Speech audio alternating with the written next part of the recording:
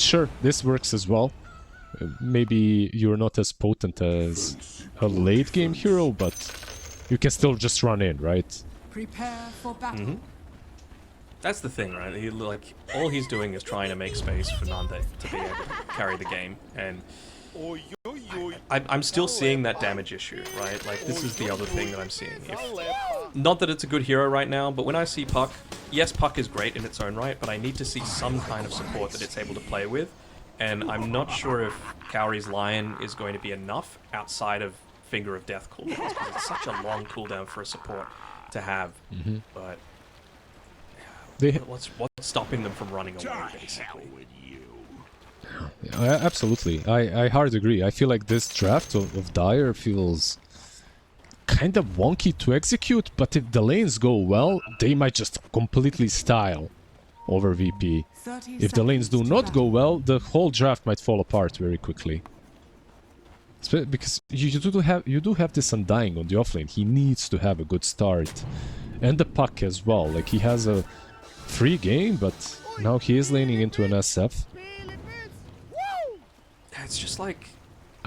it's so all-in, which I admire. I like all-in drafts because it shows that you've got a lot of faith in something, but it also can just go so horribly so quickly, and the game could be over in 25 minutes if it doesn't go as well in the laning stage as I'm sure the Pipsqueaks are hoping for.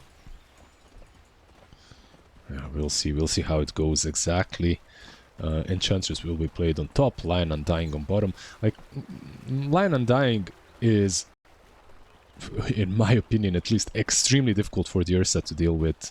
It all depends on the positioning, it all depends on Disruptor as well, of course, on maybe some extra Fury swipe stacks, but in general, the bears should not have fun down bottom. Definitely not, especially if they're getting these denies off, pulling a couple of creeps underneath the tower, forcing it to bounce back out towards the Pipsqueak side. Just becomes a whole lot more challenging. They've already got a full magic wand on the Ursa, so he knows that he's just going to be taking a constant beating. Yep. You started with it, right? Like the casual triple branch wand, and then you ferry yourself out the tangos. The tangos. Yep. Nice build from the Hack as well, by the way. That's the build I want to see on my offlaner. Screw regen, who needs full that? Strength. Just your support is there for tangos, you know, like that's the way you play, which is actually what's happening. Those days. Remember those days where it was like, yeah, 2 tangos, please. I'll have a courier. I'll have a bottle. I'll have all these things. No, let me play my game, bro. You can have a tango every now and then. I mean, the Hawk is a streamer, right? So it's like this, how would I put it? Main character syndrome, you know? Like, I don't need to buy it's region. expected. Peasants, buy it for me. Yeah, pretty much. What? Oh. First blood. So, yep. Pretty nice, actually. Like, to be able to get first blood in that sort of lane, going up against an Undying. Doesn't have the mana to be able to drop the tombstone just yet to try and dissuade that sort of play. He had 2 mangoes. Yeah. Yeah. And he just TP'd straight back into the lane on the line. Could have got glimpsed back to base and left that as a solo lane, but hopefully for him, didn't happen. Top lane, though. Up top? Okay. What happened to him? He got connected by just everything. I think what happened to him is he did not respect the Mars damage that this man packs at the moment because of the build that he went for. Right, like this amount of strength, he's got like 72 damage right now. He hits hard, even through your morph. He's only level 2, not a level 2 morph up yet on Nande. Yep. Pretty devastating if he ends up getting caught out. Wasn't watching it, so I didn't see if he was even able to get the strength morph off in time. Not that it probably would have made too much of a difference. I mean, that's not too much of a better start that you could hope for, and if you're able to get into this very self-sustaining build, let's call it. A couple of bracers, no need for boots really at this stage on the Mars. You can start making movements on Antares. And the thing that I find really interesting on this draft is that you've kind of got a mix of the regions all coming together, right? Like, oh, hold on. The Hark might be in a little bit of danger with the enchant being used onto him. I think he should be fine. You've got like the couple of Eastern Europeans laning together. You've got a couple of players from NA who've played for a while together, also doing some stuff. And then of course Abed and Bulba, that's a duo as well. So there's no lack of connection coming from both sides. Also should be okay. Just able to leap away from that tombstone. Disrupting. They're gonna be bugged out for me. He had Lotus on Lion, so could have maybe Lotus into Earthspike, but might do it now though. I mean, you would love the kill, but this is almost as good. Just going for the consistent chase. Look at how many creeps are just being killed underneath the tower as well. Not getting any farm as a result of this, and it's really going to delay that answer that they were hoping for. There's something that's going to be able to burst through this puck, that's going to be able to burst through the Morphling. Burst is still top of the net worth, sure, but yeah, those levels are incredibly important, especially early on. All things considered, yes, it wasn't the best trade, but Disruptor going back, ferrying in some region to the Ursa now that he has phases. And plus all the mana being lost on the other two on the other side, I feel like maybe it's not that bad for Radiant. Maybe, we'll see. It all depends on how they position themselves on the Lion. Once again, I feel like this is the most crucial hero of the lane. Yeah, absolutely. I think Lion is the key to unlocking this, not just the lane, but the game. For the Pipsqueaks, we can see he's starting to make that move towards the mid lane. Puck, not quite yet level 6. Just hoping that they can wait for that, but he steps a little bit too far forward on our bed, and this could be the death of him. Most likely will be. He's got the wand. Undying goes down at the exact same time because of that rotation, so it's a 1-for-1 trade, but Ursa gets both the Undying kill and the tombstone. So, nice little start, and it does mean that you're not having to constantly refresh him with all of this regen that Disruptor has coming back, and he's even going to go for a cheeky little glimpse back here. Puck being in with the invis. He might not get him if the silence... Oh, yes he will. Should have silenced. Okay, I actually thought that that's what he was gonna do, but maybe the plan was to actually go for the Ursa, and then they completely forgot about the glimpse. I think they just forgot. I think they forgot, based on how they were playing the earlier lane with just Lion TPing back into the middle of the lane. That seems like exactly what happened. You know what else could have been the fact? Fly's ward. It's night vision, right? So maybe they didn't expect the night vision to happen. This ward scouts the Undying exactly on the edge. Yeah, it must have been that. Well, at least they won't lose the Wisdom Shrine for it, though, as Gowrie also builds up a little bit of a stack there for Undying to be taking. Of course, core Undying, not going to be going into that Soul Rip, a lot more of the Decay style build. And can look to kind of accelerate his farm after a not so great start to the game. Probably would be wanting the kills to be going back the other way if he might get one again. This should be, it'll be dead. Disruptor for sure. I love the Ursa gameplay. Run in there, take down the tombstone, run away. Sorry, Disruptor. Run away. K-Tanks by, you know. Yeah. Good bait, bro. You just gave me $100. More looking to try and open up this map. They know, again, Ursa, one of those heroes that doesn't have that inbuilt farming mechanism, so he's going to be very slow, not so impactful until he comes online with that Battle Fury, so they need to do all they can to try and delay that as much as possible. Make him an ineffective core for some more time. Of course, Puck gets the amp damage. The fact they were able to get the kill onto the Shadow Fiend previously, even though Puck wasn't the one to get the kill, it's just about opening up the game for him to be able to make pretty frequent moves around the map without fear of the Ursa coming in and punishing him for it. Yeah, do you think they're gonna have some serious catch issues though on Radiant, right? Like Puck is Until they having get a free Basher game, on as well. on Ursa basically. Yeah, and then you have to bless RNG, you know, for that first bash. Arena. Is used, an edge just gets blown up easily, at least. That's something that they don't have to worry about. Like, you can. This one of my problems that I have with Aura Protector Wisps is they got nerfed, and with that nerf, I feel like if you're gonna die with or without them. They won't be as effective as they used to be back in the day. They made you unkillable. It does feel like they've I kind love of the rotation, by the way, from around Orion. it, though, right? Well, they did. Really putting a lot of emphasis onto taking this, which, to be fair, is what we said needed to happen for the Pipsqueaks, right? Like we said, if this laning stage doesn't go well, if they're not able to open up the map, it could just go nowhere for them really quickly. But pre-10 minutes, pre-second siege creep, they've taken bot tier 1, mid tier 1.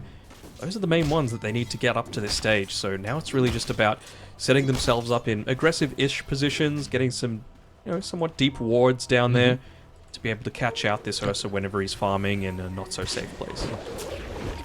Edge probably will die again. One more raise. Yep. They have drafted to be able to deal with him, right? Yeah, like, absolutely. when you look at these heroes, Ursa. you counter. Yeah, he's dead. He should be dead. But yeah, like you've got SF, However, you've got Ursa, you've got Ursa. Hoodwink, and Mars. Surely, you should be able to just walk away from this one. Yeah, nothing too bad there for Nanded to be playing around. Man, that's not. That's Mars? My bad. Well, it's two Marses duking it out. A very manly fight on top lane.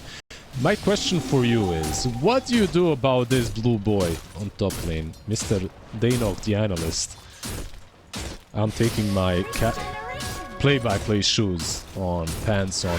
What the hell? How the hell do you... Like, I'm looking at this game from a perspective, I'm a support. Let's say I'm this disruptor.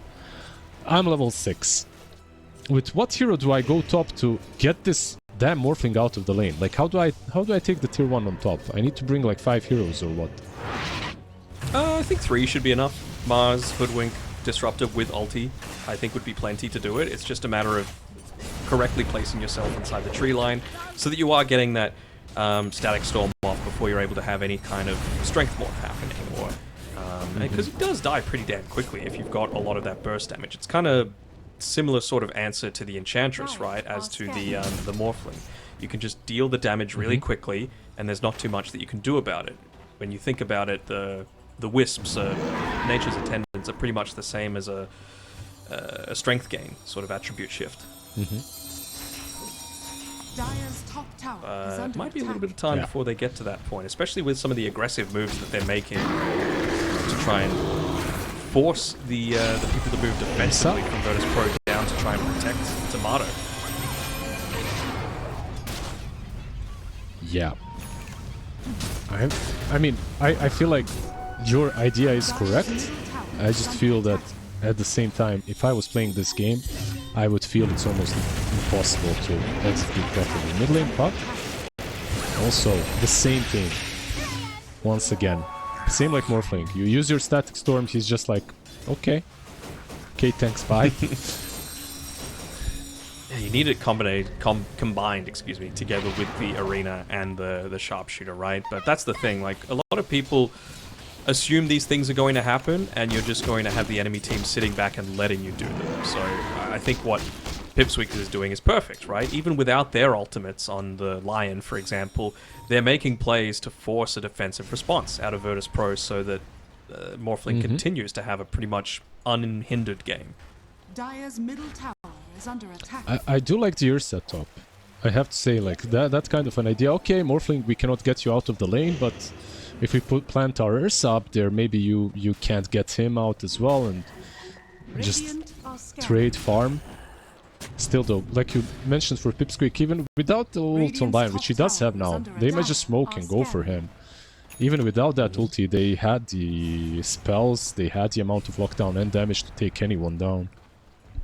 Oh, they absolutely can. I wouldn't be surprised if they went for a smoke here and started moving towards the Wisdom Shrine, because you've got, like we mentioned, that Finger of Death. You've also got a Witchblade available on the puck, so it's a lot of damage, and in addition to the Dream Coil that they're going to be able to have here. Yeah, they're smoking up, but Ursa might run straight into them. Let's see. He's gonna go left for the minute 14 Wisdom. Let's see if Lion plants the ward up. Yeah, he does. Let's go Radiant back. are scanning. He's gonna go straight into them. He's coming. He's coming. Oh no. Oh no. Oh yes. Yep. They got everything. They got absolutely everything. Both Wisdom, Ursa bullied out of that lane as well. They didn't even get a kill onto Nande at the time. And I mean, this is the thing with Dahak, right? He is going the right build, in my opinion, and he's seeming to think that they've just been sitting back and doing nothing. He's assuming that the Wisdom rune is going to be up, but nope, not the case. And I think he can't be sitting back on his heels waiting for the rest of his team to make something happen. With this Yule Scepter, he needs to be joining in with the rest of the boys, because Morphling's got it up. Radiant's top tower has fallen. Yules is massive, like it's a really big item for them. It allows them to perhaps set things up even on the puck. It does allow them to get these kills. I feel like up to this point the game was almost impossible to play. Like if you do your things right and they do their things right, I feel like it was so much more difficult for VP to play up to this point. But let's see, is this a smoke? Yep. It's the exact one that they needed to make. It's just about hitting into the right target. Kaori, not the one that you're wanting to be walking into. Probably sees the fact that they just dropped the Observer Ward as well, so that should be a free D ward. Should be a kill. Going back the other way, but it just feels... they feel a little panicked, I guess, with some of this movement. Just shoving out a bunch of wards, shoving out a bunch of sentries. They've got the siege creep as well, I suppose, so they're going to be able to push out this tower, but... well, they back off before they're actually taking any objective. Yeah, they saw Undying with the got Helm the of Helm of the Dawn, Dominator. just picked up. Yeah. They can maybe fight here. Puck is ready.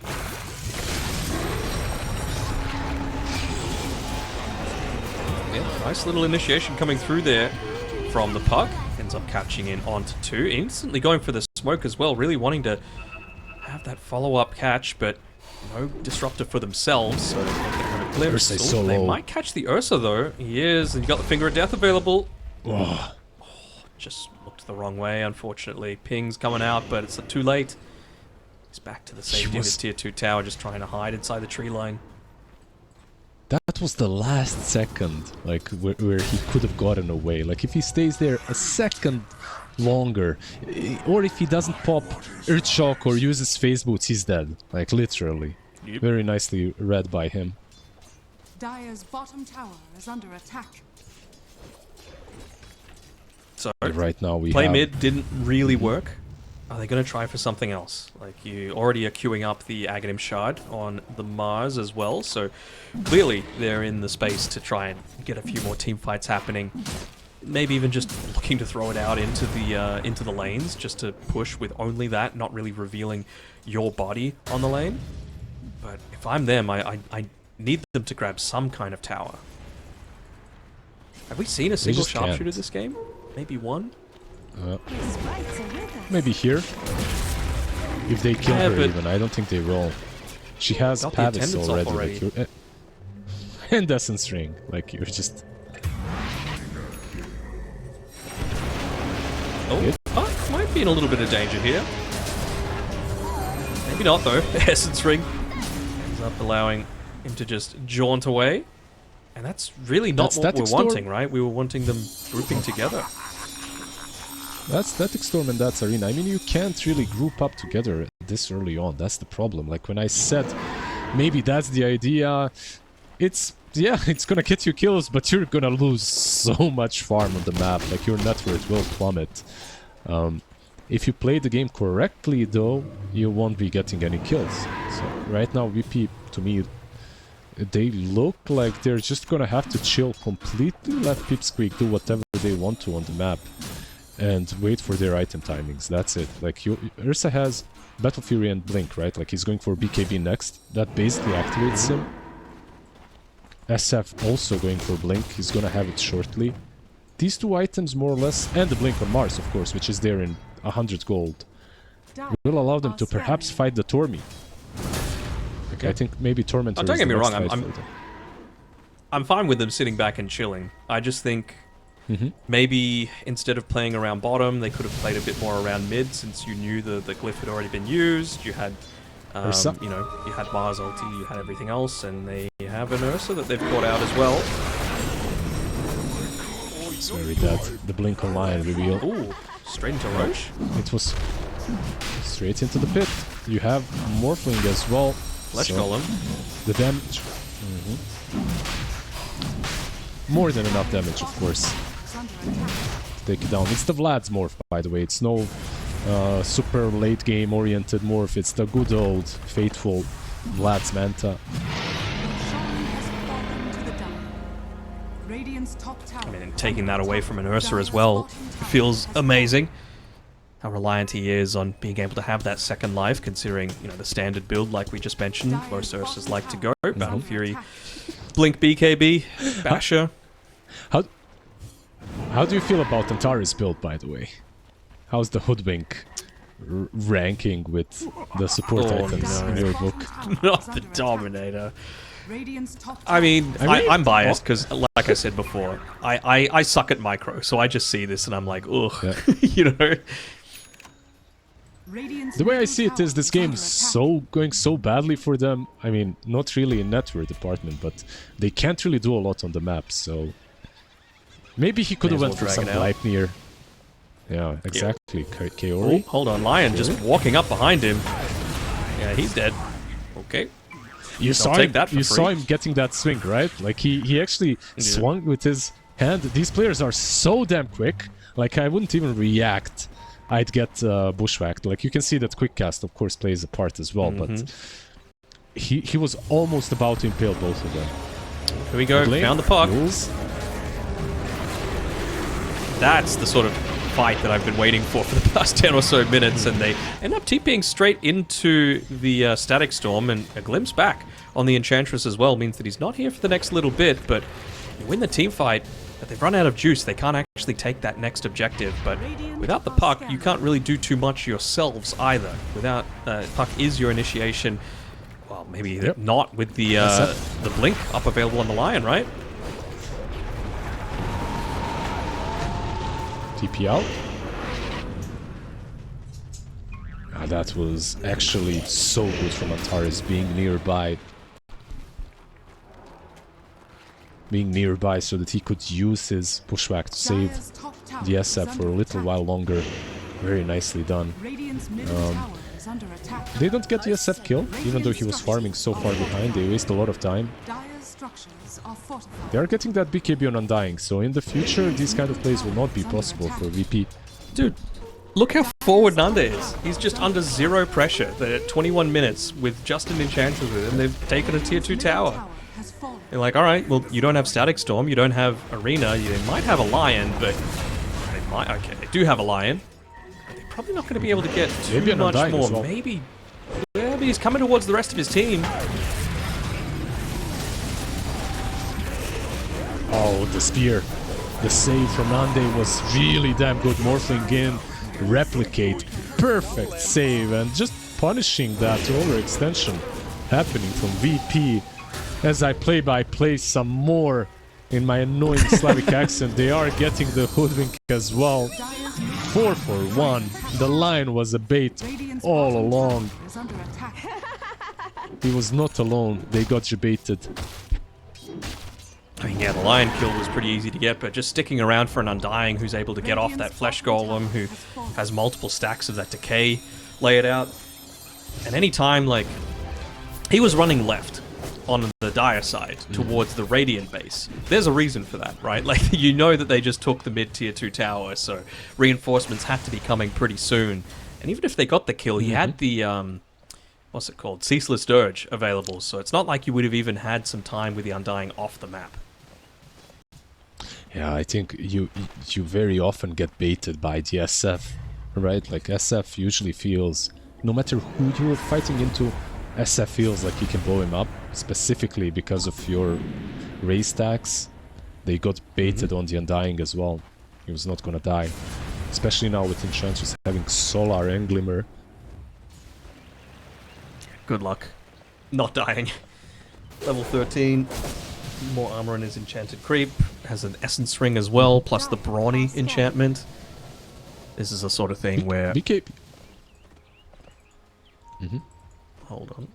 I don't know, just BKB on the Ursa, is that what we're looking at? Yeah, BKB and the smoke.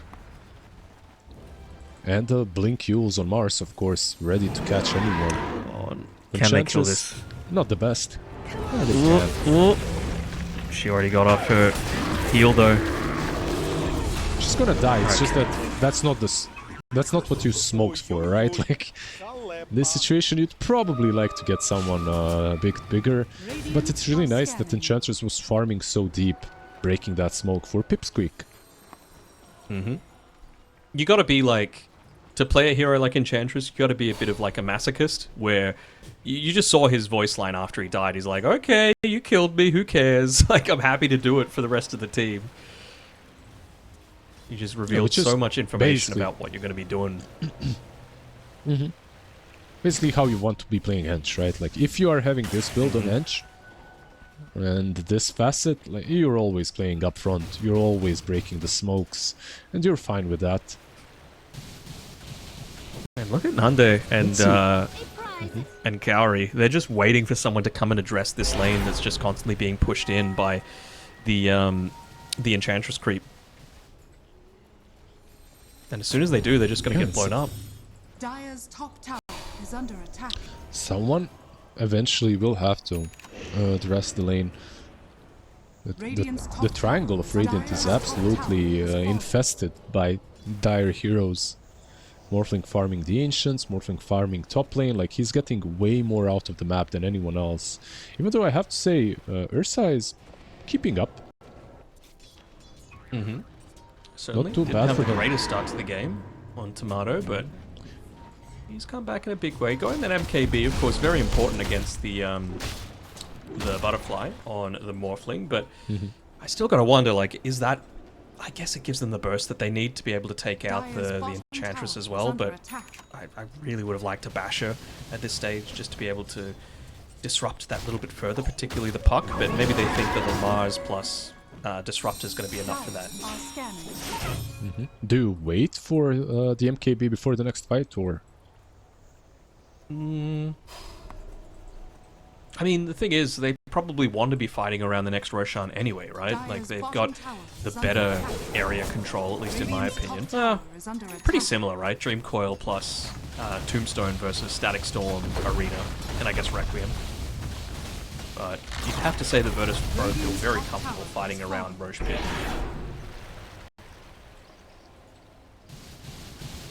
Yeah, for sure. We don't have any outer towers. We are reaching this. We are reaching the stage of the game in which what happened in the laning stage is more or less in the past, and these fights can go evenly, right? Like, it can go very easily in the favor of VP or in the favor of Pipsqueak, depending on how they initiate. I think one big thing that I would like to see from Pipsqueak, I don't know if you agree, even though he's a core, I'd like to see a shard on Undying. I think in this kind of a game it could be just massive, because all you need is a couple of seconds for the Puck to pop his BKB or the Morphling. Yeah, just if he's getting caught by... Well, it's a little harder, right, with the Arena, I suppose, but I guess you can still drop the Tombstone in that general area and it'll give you vision. But certainly if you're just getting caught in Static Storm on its own. Yeah. That makes a lot of sense to me. Medium Roshan respawn time. Minute 10 left, and get a little bit bit of a XP boost in the meantime. Kaori, sure, is hoping that someone is going to be in position on their Wisdom Shrine to be able to take it, but it's actually Antares waiting there, doing a little bit of pushing of his own. They're TPing back. With SF pushing out, they want to smoke up. They don't know about the exact timing of Roshan, and they don't have any helms, they don't have any ways of scouting it out, so they actually have to throw their bodies in. Just a hoodwink with Dominator. Which still, it makes it annoying, right? Because, well, I suppose it's kind of expected that they're going to be contesting around the Roche pit, but it makes it an absolute certainty when you see that no one is responding to this with, you know, the Helm of the Dominator creep plus a full creep wave hitting into this tower. Tier 2 tower now. Bottom tower is under And they've had such a trouble with getting any kind of building damage done on the map, they might just be able to get something for relatively free. Look at the ward, look at the deep ward. They see the high ground, they see everything. They might even, you know, just go in, Butterfly BKB on Morphling. They can actually force them back. That's another idea, right? Like, just force them back completely. Because of this play being happening on mid lane, I'm pretty sure that Pipsqueak should know. What is that creep wave on the top lane? Radiant are. Yep. What is that creep wave? Holy. I mean, they're trying to double up a few dropped the things. tombstone. Oh, okay. They're happy to commit, but quickly are you going to be able to take Roshan? They're forced to TP back now, but you've already lost your tier 3. As soon as anyone reveals, you're just going to run away. Smart move by Dahak to TP right into that left tree line, anticipating that they might have vision there, but objective obtained. This, if they have a smoke, this should be a smoke. They're gonna smoke immediately, go into the pit. There's no tombstone. Like, tombstone for tier 3, Russia screamed, yeah. They just need to be quick enough. Can they do it quickly? Flesh Golem. They waited just half a second to be able to clear out that mid creep wave, and that might be what costs them. Even the Blink Dagger isn't going to be enough. Maybe they can fight still. Let's see.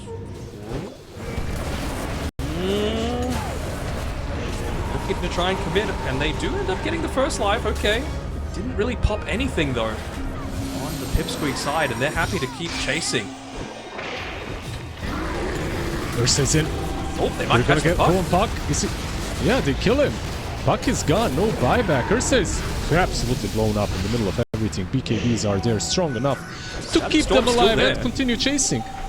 Static Storm's still there, but what's the damage? Like, can you actually even go after it? Well, Mars is gonna try with the shard. Hitting to SF, yeah, with the raises. Kinda good. Can he get the morphing for the second time? He needs a raise. He needs 2 raises. The supports are doing so much work. Yeah, Lion there with the impales, with the hexes. Hoodwink trying to, with her Helm of Dominator, Aeon Discs, trying to deal some damage. Unfortunately, without the creep, doesn't really do a whole lot. And Morphling will be able to clean up. That's 4 heroes down on the side of EP. Honestly, the fight started in a really good way for them. They caught the Morphling, but that's the hero with the Aegis, right? Like, that's most certainly not the one that you want to go on first. Am I right or no? Oh, you're absolutely right. And, well, they were able to catch the Puck afterwards, right? Very nice Dream Coil to be able to stop the Shadow Fiend, but he still ends up getting away. I feel like Dahak is the one that, yes, he's playing this game pretty greedily, I'd say, which is odd to say considering he's, you know, towards the bottom of the core net worth, but his positioning in a lot of these team fights is so solid, right? He was backing up the Shadow Fiend when he got coiled. He was the one to be the initiator onto the Morphling that set up for the Shadow Fiend, so can't really fault too much about his positioning in a lot of these engagements. Yeah, absolutely. Like, the arena, the way it started was kind of alright. The only problem that I saw there is that the spells from Hoodwink missed. One extra thing that I'm not seeing from the Hoodwink is a shard. This hero is 50% a hero, 50% a shard. I really think they need it. It's going to just buff up their damage output so heavily. Maybe they're just waiting for the Tormi. Ursa can solo it if they go for it right now, but it might be one of those things that land scouts and they just go for it, right? With the shard, they probably win that fight. Like, maybe not at the very beginning, but certainly when they were near the Watcher inside of the Radiant Jungle, like, that 25% extra damage was enough to kill the Morphling that second time. No, absolutely. Just looking at Hoodwink and the item build on Antares, it's... Let's just put it... I think he's just it's trying to very delay, right? Yeah. He's just trying to delay with the Dominator. He's like built up this big creep wave. Look, in the bottom lane. He's done this pretty consistently with the Warpine Raider. Just dragging it away from the tower, building a triple wave, basically, for SF to just nuke down and look to try and catch up a lot of his net worth. Or for your team to lose the side, at least the tier 3 tower, like what happened last time, right? That's also a possibility. But, yeah, it's gonna be a massive wave once again, pushing it down bottom. This is one of those Dota2 things from 2013, when a Shaker fissure blocks and makes the clockwork creep cogs. wave cogs as well, yeah. I see they're preparing for the bot lane push. Do it, Fly, get your money. I mean, not the worst support to be able to give that onto, to be honest. Aghanim Scepter. They don't really have like a Yules on the puck or anything like that. It's BKB though, for him to be able to deal with. They're congregating around the mid lane like they want to push, but at the same time it's so difficult without the Aegis. Even with this Morphling that has a Skadi, a Butterfly, a BKB, and a double damage rune, which will be scouted now on the bot lane. Maybe with it, they might money, even...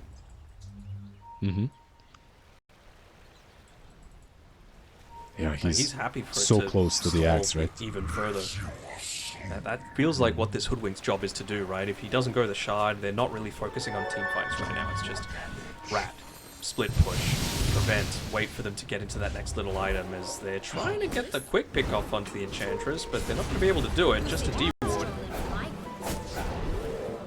She's anything but a quick pick off. And they're smoked up with the other heroes as well, trying for a pincer move. Look on the left. Be able to get it up. Ursa? Ursa is gone. Yep. It's on the left where the fun starts. Nah, he just gets out. It's just TP instantly. Mars with the arena, but nothing really possible. It's crazy, like you could see the Enchantress, you could see that she's baiting because everyone else was smoked. But the genius idea behind the smoke was they didn't follow the Ench. They went to the left. They cut off their path backwards, and they just found a lonely bear in his den. Straight through the back door. Straight to the throne, what? Why not? Okay. They've got the banner. They've got a big glyph wave coming. Yeah. They've already used the glyph. And even just setting up the tombstone for it as well. It's there for another 20 seconds. Huge Fly has axe. Fight is this Mars. He doesn't have fire. Fly has axe. He's gonna buy back. Morphling. Get one. Yeah, They're going nice on little him. Initiation. They got him. 90 seconds out. Yeah, do they have the throne though? Is there? They don't. The throne is falling, and the throne is gone. Okay, they did delay to get the attacks on Disruptor, but they lost the throne in the process. Got in. That's... They try and end it nice and early on. I mean, the second item that he goes on Nande's position 1 Mars is a Desolator. So that's just a nice way to be able to more quickly take out towers. Like Phase Boots, Armlet, Desolator, Blink. And then straight into like Satanic BKB and looking to scale off the back of that. It's certainly a very nice way to be able to deal with the Beastmaster boars as well. Just to have all of that right-click damage and use the God's Rebuke for that purpose. So it's like Dezo on your Mars, you just go in and then you have, I guess, a Radiance on Brew. Maybe a Helm of Dominator Brew. What do you think about that? Like that would be some new tech. No way to activate Cinder Brew, but would give you a different angle to the game. It definitely would. What else is it? I think he does do Helm of the Dominator Brew. And Orchid and Radiance is some of the other stuff that he likes to build into. So, interested to see what sort of avenue let me check this. Let me check this. You okay? This is when I mentioned it. You were like, you didn't like it, but then you kind of had you probably had a tab open, right? You saw it, and then you're like, okay, maybe it works. I heard I mean, that. I can not like it and think that it works. Those things can exist together. Yeah, no, I know what you mean. I'm the same. I'm not. It's not like a perfect brew item. It's just a meta item anyway. Still hasn't skilled up anything on Fly, and he needs to use the Icarus dive to be able to get away in time before his death. Ends up popping the magic stick and the tango just to make sure that he gets away with it, but will certainly weaken his laning stage. He's actually getting chased by Kaori as well.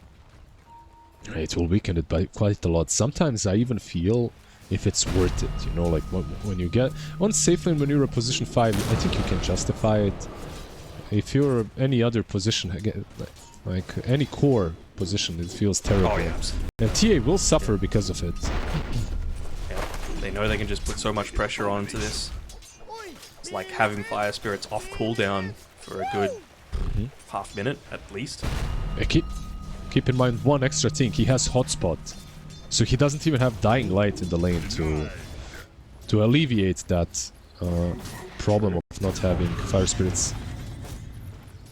Okay. Clearly valuing his positioning, I suppose, in the lane. Feeling like he's going to give him just the tip. Really get the value out of that. It's kind of cool into Lesh, I guess, right? Into Mars, into all these tanky boys to have hotspot. They're just standing as far away as possible. Oh, he used dive. Okay. Making it the kill, certainly worth it, but much too early days for that sort of thing to be happening.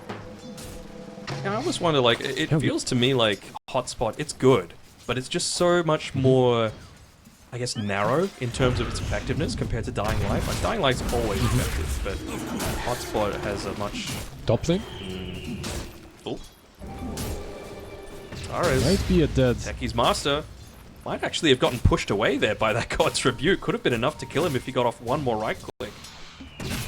Yeah, I think so too. He got a bit jebaited. What was it? It was a Fairy Fire, right? Like, if it got used. Maybe they can even turn it now, because the silencer is low, so is Mars, 50% HP. These lanes are so damn hectic, I just keep on clicking on all of them. Top lane? Yeah, going back for him though. Gets the first blood before the death though. Important thing. Didn't quite have the level 2 yet on the silencer, so that was without last word, remember. So certainly their kill potential is going to increase now that they've got this available for themselves, and even dropping a couple of Mango and a Clarity in the base for Nande to bring back to the lane. Yeah, back on the Dara, but get back up. There's just so much kill potential on all of these lanes. One of the last game was kinda meh when it comes to that. You know, like Undying lane was definitely solid, but right now these are all kill lanes, top and bot. Yeah, certainly, it's going to get a lot more so, especially when Fly hits up onto that level 3. At least he's got 1 point in the Fiery Spirits now to be able to contest against it, but it's made life a little difficult for Tomato on this TA, just contesting into the Cinder Brew in general. Going to go for just straight up Radiance, or is he going to go just a casual Urn on the Brew? I really wouldn't hate seeing just the Urn. Structures are fortified. Yeah, I'm not really sure what he's gonna go for. Like, Urn is very nice on the hero. It just activates you earlier, like you can create space, you can make moves. But if you can get your Radiance like before minute 15, it's also good. But he's gonna go for Doms. He has the Helm of Iron Will queued up. I like this too. I really think that Brew kinda struggled in the last patch. Just like the amount of work that you can do, it's exactly like Phoenix. Like, you cannot play it as core without the Dom right now, on offlane at least. I stand behind that. Like, I think on offlane without the Doms playing Phoenix is really difficult. But it kind of feels the similar with Brew. Like, you have those Urn builds, you have the Radiance builds, but maybe this is what activates you when you don't have the ulti. Like, you can actually play the game. Yeah, it's kind of that substitute might as well. You know, that's just Dom in general, right? But It does make you a little bit more survivable. It makes you more of a Radiant's consistent middle threat. tower You is can under cut attack. waves a lot more effectively. You can do all sorts of things. Aura, itemize to fit the occasion. Carry's been very I love the patient here. list, you know. Mid lane. It's too good. Can they get the Lash though? They have so much damage. Both teams have so much They should damage. be able. Yeah, they do get them in the end. Fly with the dive through. Dire's Did you see the Impale? Like, if it was there a little bit earlier, I feel like maybe they can stopped. mess with, yeah, the techies. The blast off. Oh, it was a bit too late. But I love your list, by the way, of Helm of Dom's benefits, like the pros. And you're like, hey, you get this, and then you get this, and then you get this. Like, okay, the item is definitely good. If you list like 10 things why it's decent right now. Absolutely. Dahak's about to die on the top side here. No way he's going to be able to get any sort of assistance to be able to get away. The only thing you can say is, well, at least Nanda didn't get the last hit there. Or going over to Kadaro, but he's already got 2 brain drains, so certainly as a Beastmaster you don't have a huge mana pool to be able to play around with. Don't want to be feeding his life away too many times. Do you know what's You a little one thing surprised that with I'm concerned? Abed's farm? Mm-hmm. I feel like Abed's just very underfarmed for this stage of the game. I was gonna go there actually. Let's see where he's gonna go. He has the last word up. Should be fun. Can he escape? Yeah. I was gonna go there because he has no farm, like you said. It's not that great for him, but he also has almost no stacks. When you have a shaker, it doesn't matter how your lane goes because he goes into the triangle, uses 1 echo, he comes back. He still gets like a minute 10 blink dagger every single game. This time around, they didn't really devoured the ancient camp. Now they will. Yeah. Indeed, making sure that But it's this is like nothing. completely yeah. secured for himself. He's even... What's he doing? It's not even I building don't up think you another stack echo for this. himself. Yeah, and this isn't even worth echoing at this point, I guess. He could have But it was stacked. like- He will. It was like 48 seconds in though. Surely it was worth like building up a couple of stacks, bringing them together and echoing, you know? He stacked. He stacked again. At least the Yeah, hard camp. the ancients as well. Sorry, The ancients, yeah, unfortunately, they were sentry, left untouched. but Not, No. yeah. Oh well, recovering somewhat at least. Gonna get him a couple of, a little bit closer towards getting up into that level 7 as a bunch more movements coming from Antares up towards this top side. Another thing as well, just going up against the Mars as this techies. I mean, the blast off is pretty much useless going into it. You just gotta Yep. jump yourself into that wall and not be all that effective in a lot of these team fights. So, big reasons that you pick most this of- techies for this big AoE damage is just gone. Yeah, most of the times you don't even get to blast off, right? Like you're playing into Mars, he can stop it with 2 spells. It's not that simple to even use it on him. If Hell, he's the even Lion target can, to right? go for. He just missed last time, but it's possible.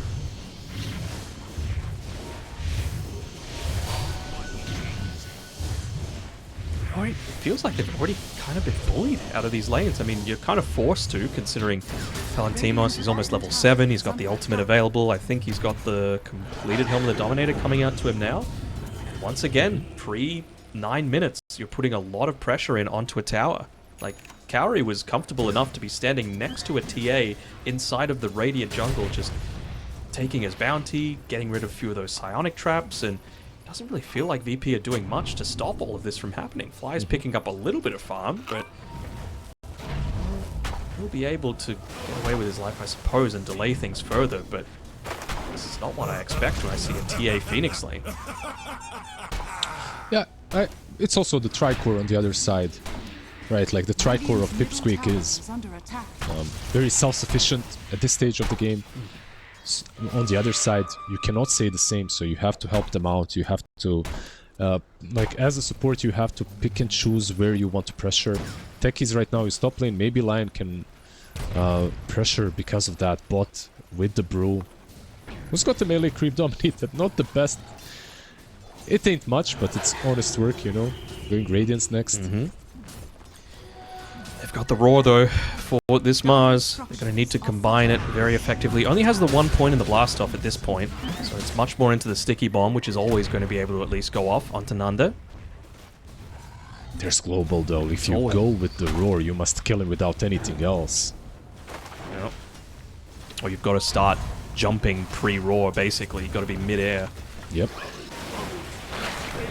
Looks like he realizes that threat, though, and he's going to go down towards the bottom side, potentially even putting some kill threat here onto the TA and Phoenix, but this is a level 6 Phoenix, so they have I global. wonder how killable they actually are. Yeah. He's going to back off. He's actually right next to the twin gate as well, so he can see. He was just TP'd away. Man, yeah, they're going top a bit, but nothing is gonna happen, I bet, once again. This is the kind of a stalemate that a silencer creates, right? Like, every time you have a silencer in the game, you just need to bring so many more heroes, and Invis-Lash might be the one that makes a difference.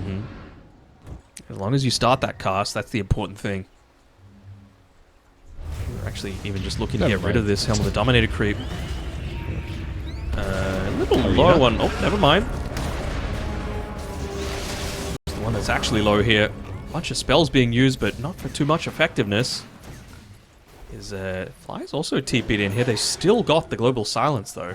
And they've got the Blink Dagger, importantly, on Abed. Yeah, they still have the global, like you said. Echo. I think that's it, right? Like, you wait for the blink, you probably hide it. If you look at the Shaker right now, he's not gonna take the blink, he's gonna hide it in the trees. Yeah, gonna get it now and might jump instantly. Jump forward. Look at this. Yep. Oh, nice stun. Still no global. There finally comes once everything's basically been used, but that means that there's guaranteed not going to be a follow-up, and well, luckily enough for Antares, unless he just gets chased down. He will. He's dead. He has 6 charges, but it's very dead anyway. Oh man, that Echo, the Blink Dagger, it was perfect, but he didn't blink far enough. Like, if he blinks just an inch to the right, he catches both the Lion and the Lash, and they're both dead. But Lion didn't get stunned at all. That's why he couldn't even use the Fissure afterwards. Very, very unfortunate for Abed, who now loses the tower as well. Loses a tower to a Lion and a Silencer. They just let that tower die as well. That's the crazy thing to me. You know, most of the time you at least need a Pugna or an Enchantress or a Chen to do that sort of thing, but probably 2 of the worst tower hitting supports in the game just got away with absolute murder. Yeah. And speaking of murder, see you later, Tomato. Might counterplay at least a little bit. Maybe they can get the Lash kill. Yeah.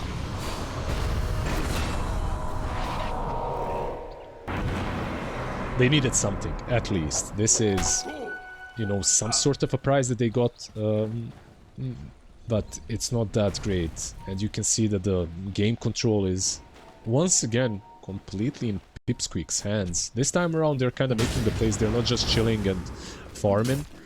They're farming their Radiance, though, on the Brewmaster, and he's not too far away from it. Yeah, what do you reckon about... he's obviously playing an amazing game so far, but... Roar.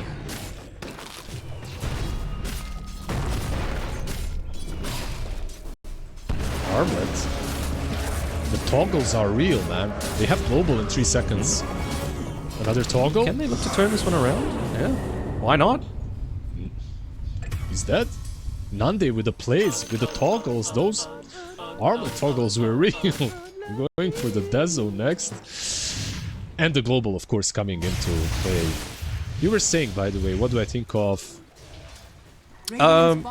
Just the way that, I guess, Virtus.pro are responding to a lot of this, because it's all well and good to be scared of wanting to initiate into... We haven't seen a single Primal split this game, so that hasn't been used. Primal's been used, Global Silence has been used twice now. But at some point, you're going to need to flick the switch and say, okay, we're going, right? And I'm just not sure when that point is going to come for BP.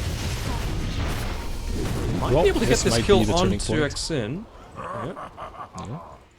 a pretty good kill. You get their mid laner who actually tried to make an aggressive move, which basically gives Beastmaster his helm. So they're gonna have some Ancients to play around as well on Beast. It's on Shaker, truly. I feel like he's the X-Factor on Virtus.pro, right? Like, he's got the Blink, he's got the Echo. These rotations have started at least playing out right for him. He might get another kill here. Possibly. I was thinking it might be a little bit too deep, but that tier 1 tower already being gone means that you should be able to get a relatively free kill here onto the Silencer. One more right click will do it. Maybe another coming in that's going to be in danger. And the Lion in the back. This could be here, though. Another one. Brew is here.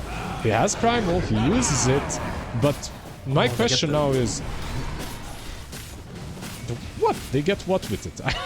I see this Primal Beast, it's level 11 Brewmaster without Radiance. It's literally nothing right now. One of the problems with the hero is that his ulti truly, in some games, is very ineffective. Especially without the Radiance, and he was so close to it. He's got 3k gold. Incredibly close to it, and I mean that's probably the difference between Earthshaker blinking away, right? The Radiance Burn would have stopped that, they would have been able to chase up. Nice little micro there, coming through from Dahak, making sure to use the Slam from the Ancient Thunderhide straight after the Primal Split, so that 3 out of the 4 Brewlings were slowed down a little bit. Straight into the pit, by the way. You have the Overlord Helm, and you have Fire Spirits, of course, so Rush doesn't really do any damage. So I gotta wonder what will they Nando was contest doing that far up in the lane as well, right? Like, there's no tier 1 tower, there's no big objectives to keep. Feels like it's a lot more of a safer play to kind of play around this tier 2 tower. It is. I think both teams were baiting, because both teams had really good vision around that area. But the Mars got baited a little bit harder. Silencer was absolutely a bait.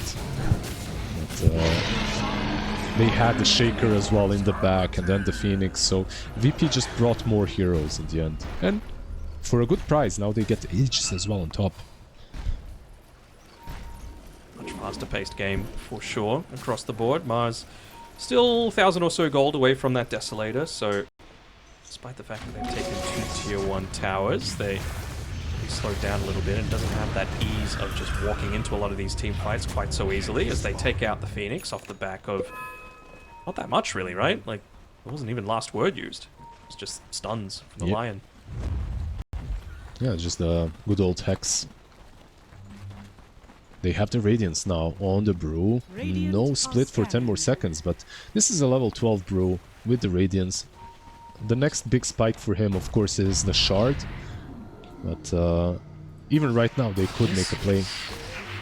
Hold on, I'm just looking at Tomato here. This is a very ballsy place for him to be playing. They knew that there was a smoke going on there because the Warpine Raider just appeared out of nowhere. And it's going to result in his death. That's just not listening to the rest of your team. Someone was 100% going to die with that Global Silence being used and the Primal Split. But it also allows VP to play the game. There's no Global, no Primal Split. You can do whatever the hell you want to on the map right now. No finger either. Really just does fall down to Nanda, who's still looking to prioritize his own farm for the next little bit. It's kind of cool to see the position 1 Mars. I know a lot of teams have experimented with it, right? This Armlet Dezo, you pack a punch in fights for sure. Radiant's bottom tower is under attack. So close.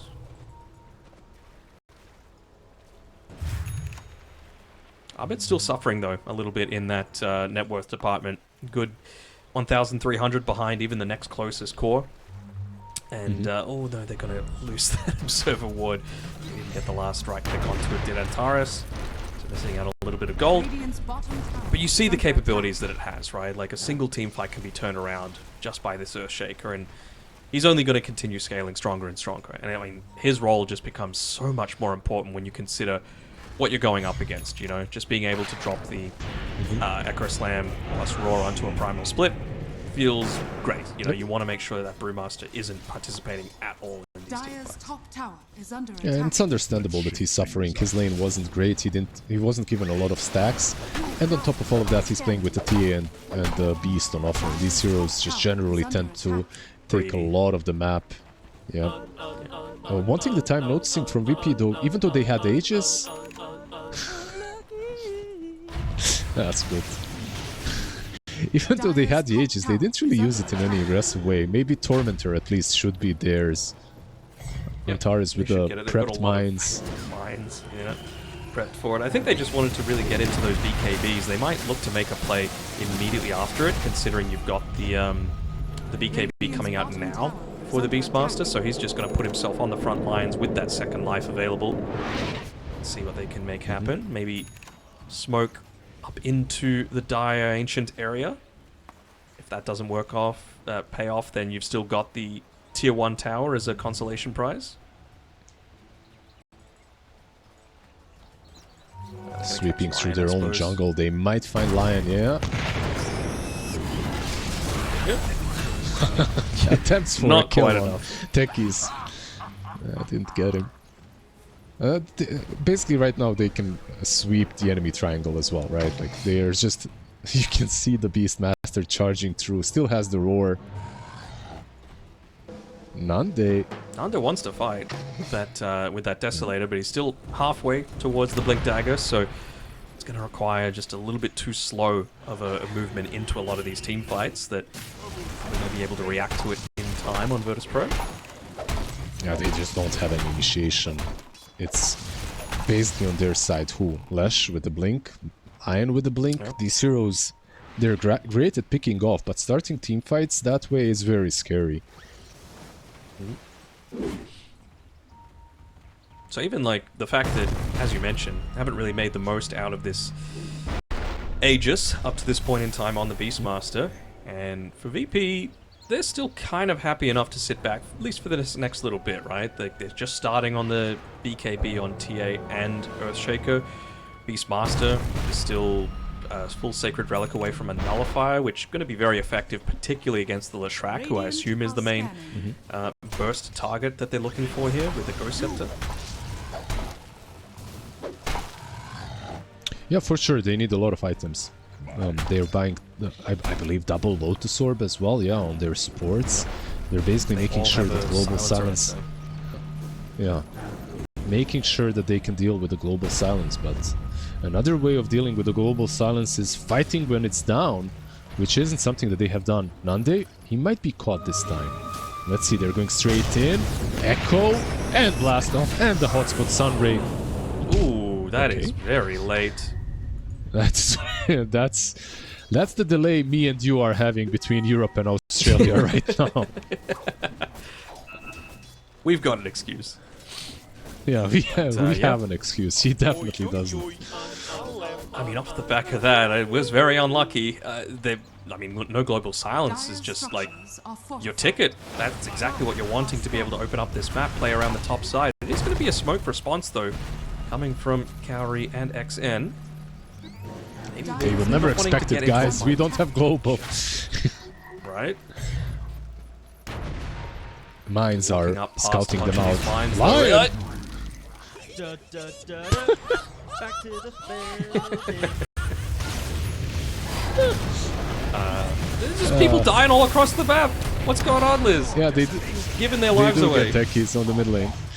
What can you do? Like I wasn't. The Lion Death is no comment, right? Like he moved. First, the mine hit him from the high ground, from the cliff, and then he got hit by both the mines. But Shaker down bottom is in the arena. Up it. Is this enough? Of course it is. He gets in. And there we go. He gets his first charges on the desert. He does indeed. These guys don't need global. Nope. It was all a bait the entire time. It's like the black hole, you know? It's just the threat of the black hole. That's the really important thing. And when that threat is gone, you're like, hey, you know what? We're freed up. We can do whatever the hell we want.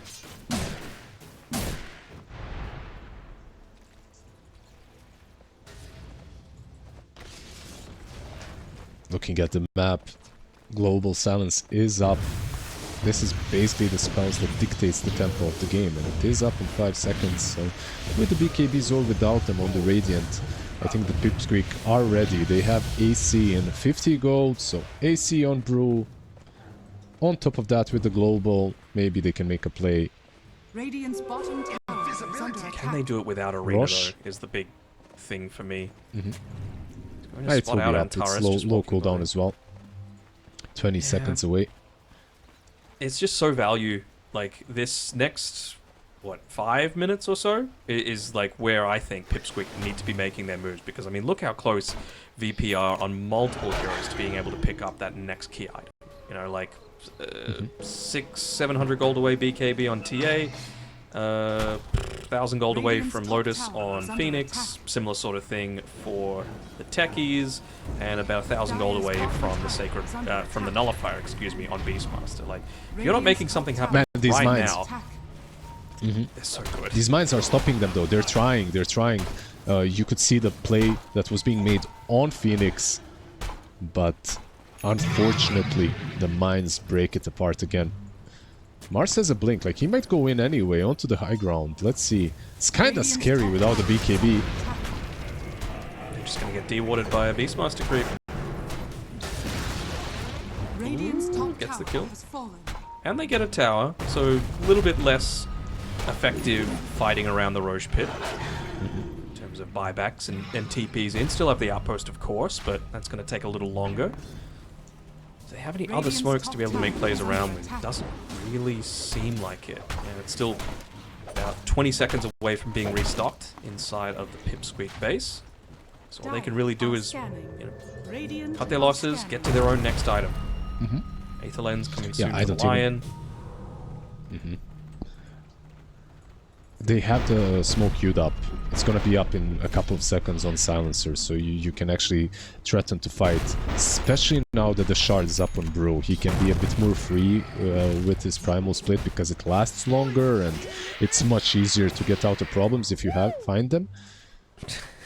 He's cleaning up the mines. This is Minesweeper Panda right now. Pretty much. He's my... like, that's the Bosnian Panda right there.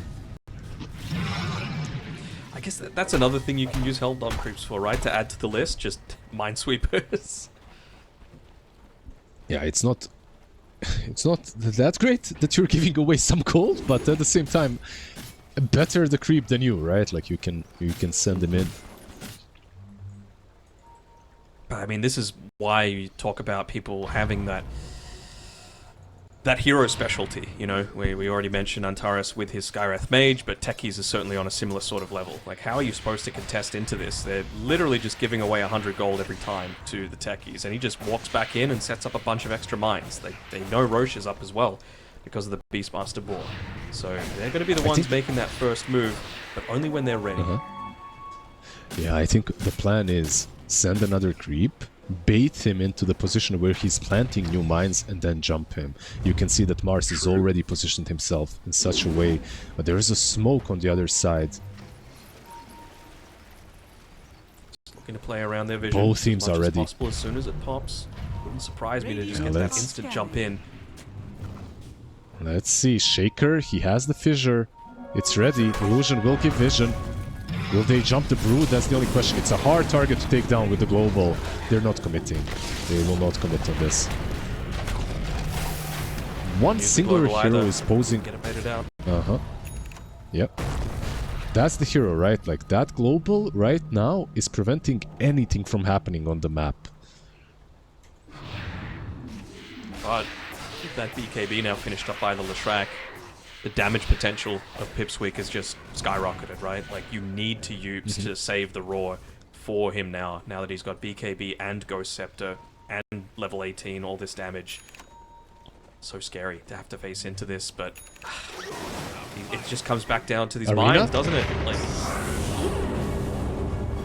global is used, but Mars is so low already. I don't think it is. He's gonna die anyway, it seems like. And another Roar on the right side, on the Brewmaster, but Brew should be able to split through. Will he? He will not!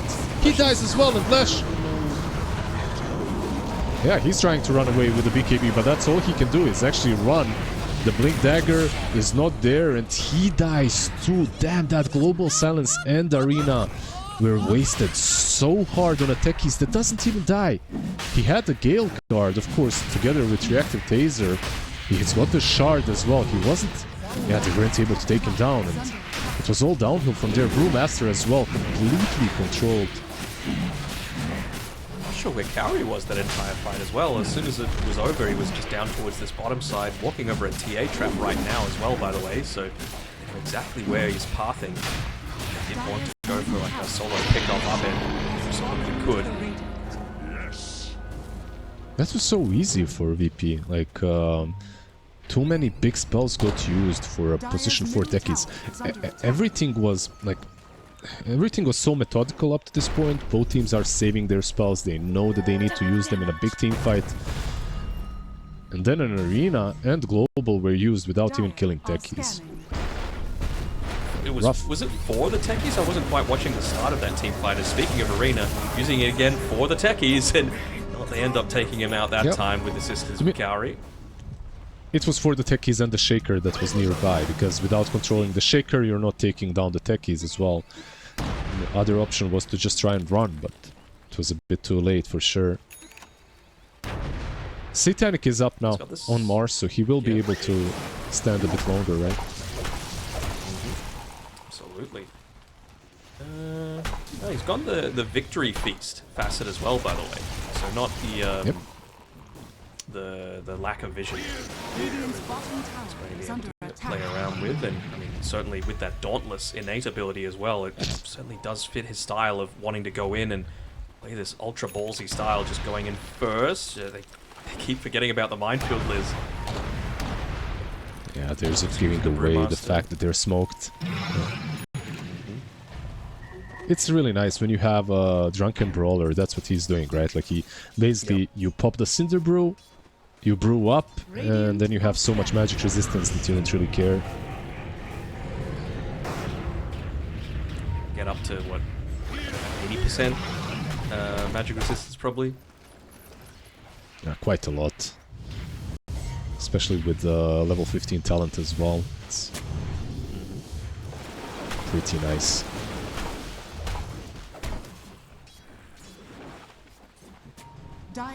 So now it's the waiting game for Pipsqueak, right? Like they're all about, again, the same distance away from the BKB in terms of the Mars and the Brewmaster. Too many times you see a Brewmaster needing that BKB, but in this game certainly. Yeah, I think that they had a really good grasp on this game, especially because they had this tri-core of semi-cores, right? That are really strong early on, but it's kind of getting away from them right now. TA and Beast taking over the network charts. 10k advantage. Once again, Dahak is playing a very solid game. You know, we were complimenting his Mars even in the last game, but this time around he's just being a nuisance, being that lane shover.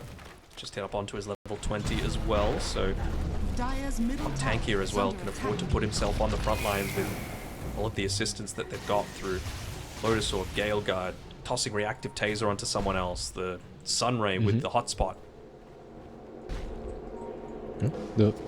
I have to say, teamfights, even with a global, look extremely difficult. Lion is in. This is just not possible. In the backlines though, TA might cut them off. She goes in, Silencer. Global is there. The Arena is used. Roar will be used. Yeah, Roar got used, but it wasn't enough and they have to bail. I feel like the initiation again wasn't really on the right targets. They managed to pop their BKBs, the Global was there, and the Roar was a little bit too late. The only thing it did is buy him an extra second to try and run, but... Yeah, even with the Aegis they lost this fight. It's... Obviously, hindsight is 20/20, a lot easier to say, but I think against the Silencer with that Global Silence up, the second that you've got... Hold on, they're willing to go in to maybe potentially burst down that Mars. Satanic? Yeah, he's got the Satanic. Oh, the 4 staffs. Kinda cool, but he should still be falling. Yeah, the Sunray... The 4 staffs were nice because they moved them out of the hotspot Sunray, but in the end they get him and they get the Lion. Why'd they stick around? What happened there? I'm not sure. I guess they were wanting to put a little bit of damage onto the tower with that Deso. Felt like the Techies was just dead for that little bit longer. Not quite sure, to be honest. Really felt like maybe they could have... Like... He TP'd out a while ago. Tower is under attack. Yeah, good punish from VP. It looked like this game is a roller coaster. It looked kind of bad for them after the last fight. Now it's looking quite alright once again. Holding on to a lot of gold is XN. 4.4k. Obviously has the full Shivas queued up, but I don't really see too many reasons to not just complete the Veil at minimum. It's going to buff up so much of the damage coming out, because you got to remember, like, it's buffing up your spell damage, not your magic damage, and even though it's physical, Mars's God's Rebuke is going to get that same sort of benefit. Yeah, maybe he is valuing the Voodoo's Mask a little bit right now, and also the fact that he might not know. Maybe he wants to switch it up. That's also possible. Smoke up coming from VP. He's the one that's going to get jumped on, potentially. Does he even have Shotgun? Does, and he gets jumped on the Lion. Forcing them back, but it is a BKB used, and that Echo Slam.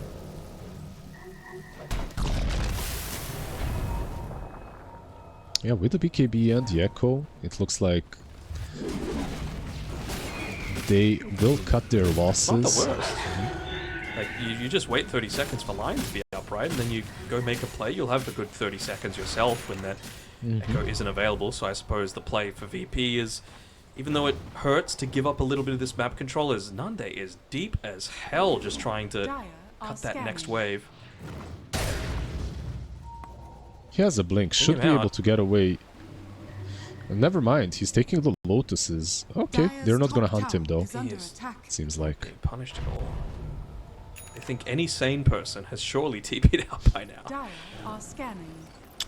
I swear that's exactly how they're feeling. Yeah. That has to be it. But he sticks around, gets another wave, and will be one step closer towards his BKB because of that. Flesh ended up just buying the Shivas outright. So he still has that Voodoo Mask in the backpack. He smoke up. For himself. We'll reveal on the lane though briefly, so they know that Shivas is available. It does mean that even if he gets nullified, there is...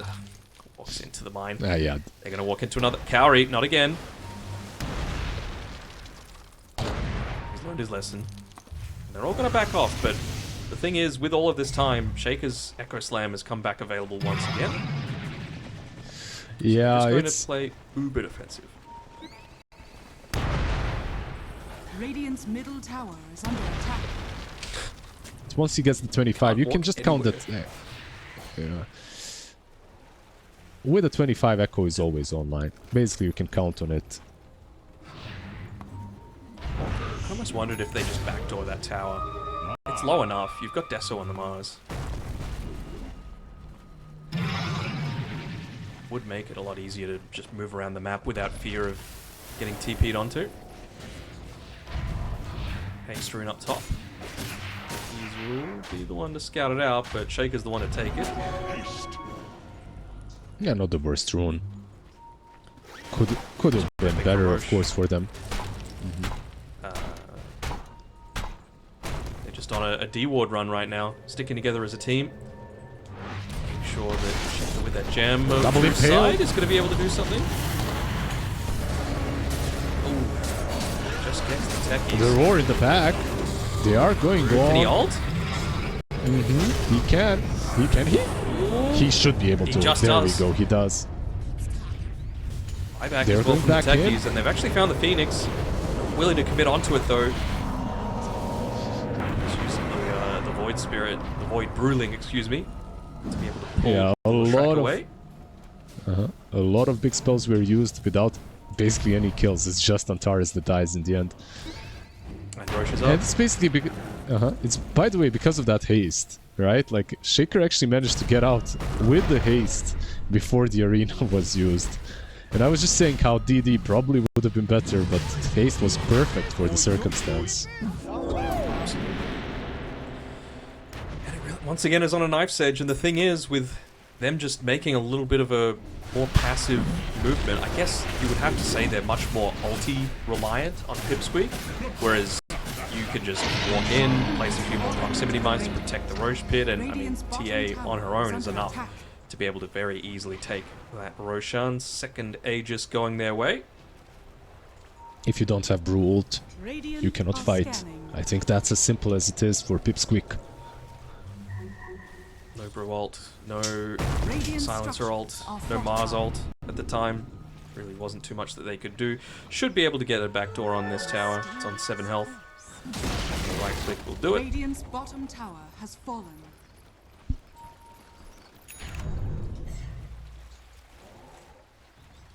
Doesn't look like he wants to hang around too much longer, so we'll get away. It's all about delaying once again.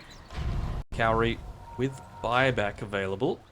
I was wondering if he might just choose to stick around and cut one more wave to slow down this Aegis push that Tomato is looking to try and do.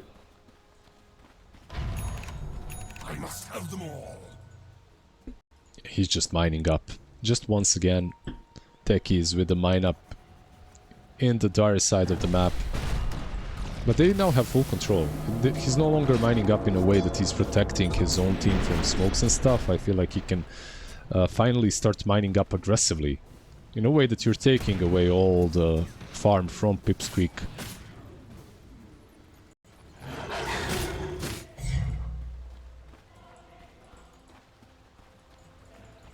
Would love to be able to have the buyback available, plus that next item from Nande and the overwhelming blink. Just pops up so I think much level more. level 25 as well, right? Like that's the Oh yeah. big one for Mars. When you're playing a position 4 of Mars, at least that's what you're waiting for. Dire's bottom tower is under attack. They're going to need to wait a little bit longer though as the push to the base is now from VP. Gotta be careful about just grouping around all of these creeps. I mean, No, Mars. what? Lord. What? Nande? Global is there, but he's He dead just blinked already. forward? It seems like the echo. What? Yeah. What? That is a massive throw. What is going on? He blinked into all of them. Well, it was a plan that should have been followed up by Global immediately, but it truly wasn't, and he died way too quickly. The plan was to blink in and spear someone back, but he misses and the Global comes like 2 seconds too late, and they just don't get the kills. 4 buybacks. Tried for it Another there. attempt. Just gets caught on the low ground though. She has Aegis, Get out killing off the TA. Aegis. Yeah, she's gonna Used respawn everything. and straight into... Arena is there though, under the tier 4s. Can they take her down once? The cheese is there. Oh, the cheese Lotus boss. is doing so much work. They're going back in with the techies. That's a dieback on Mars, on Silencer, on Brew. Lesh is trying to fight alone, but this is a losing battle. GG's our call. We're going to game number 3. I'm just having a look at the the win probability graph, and there was a long period where no one died, no one died, no one died, and then about 20 heroes died in the last 3 minutes of that game. It's ridiculous the amount of patience that they were all having, and who's going to be taking a bunch of stacks as well. So I don't know if you can like go that full Wild Axes build and look to take a few of them yourself. So I think, yeah, if they were going to go down that route, it would just be just for the lane, like you were mentioning, just to kind of not give TB the easiest time, even if it slows you down a little bit, just so that, you know, the TB isn't quite as potent in those earlier stages. Da, da, da, da. Back to the fountain. Da, da, da, da. Back to the I'm just listening to all the spam right now.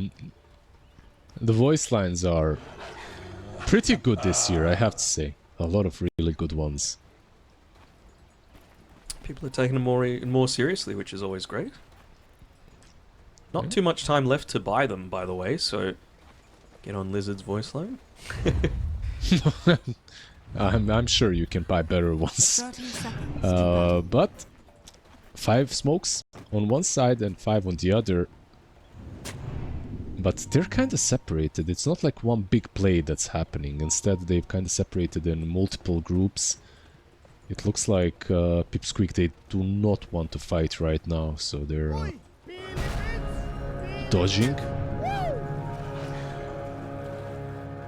A little bit of time left on that smoke. They're gonna potentially run into the Sven here, but there's no real kill threat at this point. Looks like it's going to be a 2 for 2. 2 for 2? Yeah, 2 for 2. Silencer might actually fall here though. With the blood grenade, my dear Kidaru, Silencer has strayed too far from safety. That's a perfect start for Beastmaster because he can basically choose what to go for now. Maybe he can save up and buy Iron Will immediately or go for Crown, we'll see. I think you actually wait for the Iron Will pre-purchased as well. Like he's got the right click to the second that he gets that gold. He knows the way that he wants to play this game. You're playing into Very TV. important that they still... You're playing into a lot. Yeah. A lot of right clicks, so it's really good to get that armor and region immediately. Daro is taking a beating though from Antares, using that full bore facet to its fullest potential just to try and more easily trade against the Silencer. Still yet to have a point in the Metamorphosis. Maybe a 1-1-1 build to start here from Nanda, just to have that kill threat there. Of course, Reflection 1 point is so insane value still. The images... It's really strong with Silencer as well, right? Like, Arcane Curse plus Reflection is very annoying. You know, how do you get away from that? A little surprised at Cowrie being this low already in the lane. Oh, they got the Satyr Mind Stealer. That's part of the reason why. Just preventing a lot of the last hitting potential that they've got at this stage, and either himself or more likely the Centaur, yep, are just going to get mana burned, and there's not really too much that they can do about it to stop him. You're not naturally buying into a lot of this mana regen or a soul ring or anything like that as a Centaur. So he's just going to get pretty frequently beaten down. Both of these heroes lost all their mana before they even hit level 2. Like the Centaur and the Shadow Demon. Chen is already having a lot of impact on the top lane. He's got Clarity and a Mango coming out to him at least on Cowrie, so as a way to be able to respond somewhat to it. Instantly looking to use that, and they might actually look to get aggressive, but a little bit short on the mana because of that that Satyr Mindstealer creep, so ended up using a Mango as well for that purpose, and Cowrie's not going to get anything as a result of it. Yeah, top lane, I feel like it's a bit more difficult to make a play. Bot lane is... I kill Central. The way I see it, even though they're all very healthy right now, anything can happen. Like if Silencer is just a little bit out of position, he can die. Beastmaster, by the way, as well went for 1 point of wild access, 2 of Call of the Wild, so maybe they can go for a kill here. Fast enough to be able to get away, it seems. Plenty of farm to be able obtained under the tower. Having a quick look in the mid lane as well. Xen doing a fine enough job against the Earthshaker, of course. Still in danger of a lot of these right clicks just coming in his way, but certainly making the most out of this frequent harass that you're able to get away from the Shaker. Hasn't really copped too many right clicks himself. Yeah, even if the Shaker is this low and you're full HP, you gotta be careful as Puck. It's still... like, the stun lock potential is still there. He's got a raindrop, he's got a magic wand and fairy fire on Shaker, so he's kinda healthier than he seems at the moment. Do you think Puckish needs to be in the game? I think it's a little bit too good. It's almost able to. Ooh, he went a bit taking deep. A lot of damage here. I don't know, just walking under a tower and using phase shift to be able to get a little bit of mana and health back. Just it's so obnoxious. Yeah, that thing alone really bothers me. I feel like Puck is right now... He's been good for a couple of patches, but he just keeps on getting stronger and stronger. I don't know if you played against this hero on mid lane, but like one thing is when you watch how strong he is in games, but when you play against it, when you play against a good Puck, it's goddamn so annoying. What can I do? Like, I literally cannot do anything. Ended up getting right-clicked from the low ground there. Once again, a little bit more of a passive start to the game. Just the one kill thus far. It was a silencer really early on. Can't really expect too much to be happening on this bottom side of the map with the Hawk now into that Helm of Iron Will, right? Already has the crown. 700 gold away from being able to get into the full Helm of the Dominator. I don't know, I feel like this lane is still... I don't know, I think this lane has a lot of kill potential on both sides if they commit. They just haven't committed yet. And also Snap didn't have Cookie. He went for 101. Now he has, of course, all 3 spells and is still gonna go back, make a lot of stacks, I guess. Might seal the fate of Beast, now. though. Yeah, now he's dead. Oh, unless TP ends up wasting the clarity as a result, though. He TP'd all the way base. He's gonna have to run back to the lane.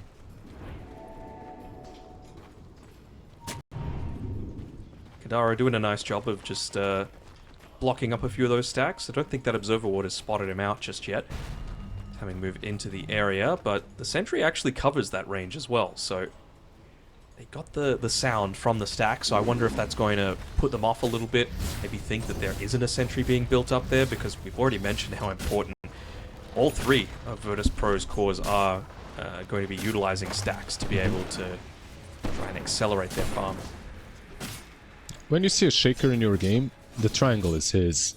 I've said this a few times. Because I see it in pubs as well, that people aren't really respecting this hero enough from the mid lane and taking away his stacks on his own team.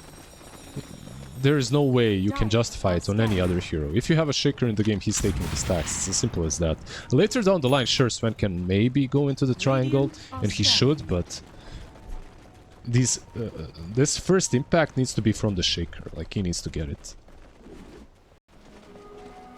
And Tara's just called him away, basically saying, let me get one more stack off, but doesn't quite get the glimpse that both of those wards is taken out. And Tara's even called the sentry, fix this ward, please, as they make a bit of a play here onto the Shaker, but he's got that invis rune that's going to get him back to safety. Plus, of course, Antares coming through with the save.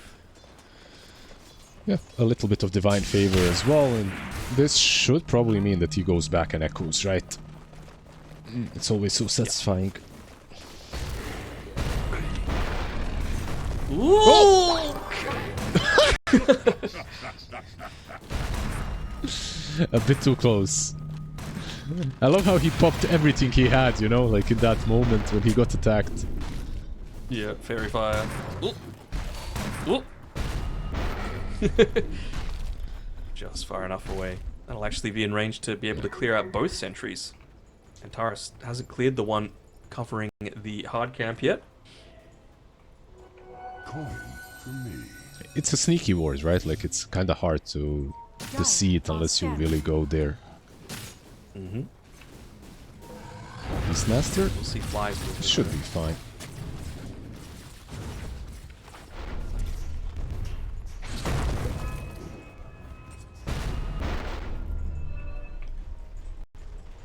I love how teams aren't even contesting the stacks anymore. They just realize that making your own stacks, maybe blocking them, that's it. Like maybe sub-sentries, but that's it. Like no one goes in and truly contests any longer. You just, most of the time, you get a couple of trades off, and that's it. And you lose so much time that you could have been farming on your own side instead. You have to be some kind of exceptional stack taker for you even be considering it, right? Like the Shrek, TA, those are the sorts of ones where it's just in and out, not too much time spent wasting with sticking around for all that long, because like you mentioned, time is precious. Dude, this small centaur is very annoying. The big centaur is sending his bro. Oh, And they found the Sven might die for Sven it. here. Will die. Did you see, he even didn't get the last hit on that Helm of the Dominator creep. It was the Ancient Black Dragon that got it. So he ended up spending a lot of time up there just to get himself killed. Yeah, that was really unfortunate. Because it's not like Centaur was perfect with his micro and that he was using Helm of Dom on some other target. Like you said, it's the Ancients that got it in the end instead. Nice kill in any case for Pipsqueak. Dire's top tower TP is comes under down to the attack. bottom side here from Palantimos, really just wanting to be in a position to be able to defend against the eventual Beastmaster push, realizing that he is in a much better place to be testing this versus a TB who Radiant are is scanning. given the top side, let him take the tower, with Sven being pushed out of the lane. He's much more reliable, nearly into the blade mail as well for Palantimos. He's having a great start. There's a dagger though, and with a shaker, with a cookie, and with Mortimer's kisses, they might be able to take down Scent. The only problem is the same the problem global we though, had in game number 2. Exactly, there's the global silence. Particularly for the kisses, right? Like, that's you can't rely on more than maybe 2 globs to be able to come out here.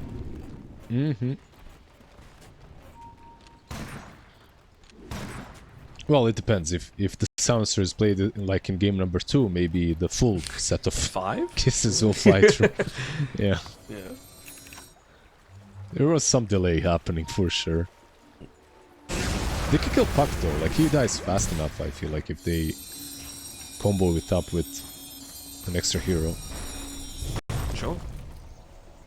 Just having a look at even his item build, he's gone the Spark of Courage. So I wonder how much of that is specifically in response to the Earthshaker, right? He's anticipating getting Blink echoed into an enchant totem, and once he's below that 50% HP, wonder how much that 5 armor is going to actually be the difference there for keeping him alive. Helps versus Snap, right? Like Lil Shredder is annoying. So getting some extra armor against that, if nothing else, is value. What I really like about some players right now, not everyone does this, but this casual Sage's mask that people started going for, just like usually it doesn't feel that great. Like 0.7 doesn't feel like it sustains you. Like you need at least 1.2, 1.5, so your Urns or Bassies, something like that. But 0.7 together with a raindrop, that already feels good enough. And Yep. most players are I'm just a keeping big- it like this, It's value. Big time raindrop enjoyer here. Like that, it is the best value item in the game, in my opinion. Like you just get so much out of this. 6 different charges of it, the regen, the block. It's saved me so many times, and it just enables you to stay out on the map. And I can see why people are looking to combo it together with something casual like that Sage's Mask. I'm anticipating Abed and Taras about to go for a bit of a play here. He's got the smoke available for himself. Magic wand in Yeah, the backpack. they should Maybe know just though, one right? smoke. Dire's bottom tower is under attack. I agree that Puck is Hey. by far the squishiest for them to be able to take out, but is that necessarily Radiant's the middle tower is right under area attack. for them to be playing at this stage of the game? They're starting to potentially move towards the top lane to the tankiest hero that there is. Can you kill this Centaur? I'm really not sure. 2000 HP, Sister Shroud, Healing Lotus, Blade Mail, a pretty juicy magic wand. Into the Global Silence as well, so the kisses, you can't really account for those. Maybe a Twin Gate play. Go through the Twin Gate, Maybe. find the TB. He's also very squishy. Just like the Puck, he isn't. He's actually sitting on like what 1300 HP with edgy boots. Still Another pinging hero the that you can go Centaur. for. Yep. Pop they the were silence, baiting and they it haven't out. actually used any ultis. They haven't used ultis though. That's They the were big bait. difference. No echo. No Mortimer's They were kisses. So baiting. now that's enabled. They were baiting it out for sure. Sven though. He's dead. I'm not sure if he caught. Like maybe there was some misunderstanding because Shaker TP'd bottom immediately after, because they want to go on the TB now that Global is gone, and TB might fall. He popped meta. Yeah, the two carries of the teams, I feel like they're not really. Yeah, they're a bit greedier than you'd expect. Let's put it that way. Not in the same Discord call, maybe. Maybe they're just super next level. They expect that we're gonna go there, so I'm gonna stay here because they're gonna go there as well to follow our move.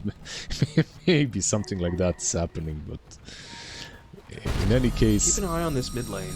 I'm just having my eye on XN, really wanting to force him to try and commit into this fight, and I like the fact that Snapfire is playing around this lane so aggressively, just because you're not going to get too many instances where you've got the Mortimer's Kisses available and the global silence is on cooldown, but just makes it all the more impressive that XN has that presence of mind just to never really show himself on the lane. He's been constantly casting things from the tree line, and now he's backed off into the ancient camp area and just looking to try and take that, so needing to change priorities was Antares just to force a response elsewhere on the map, just by shoving out the lane.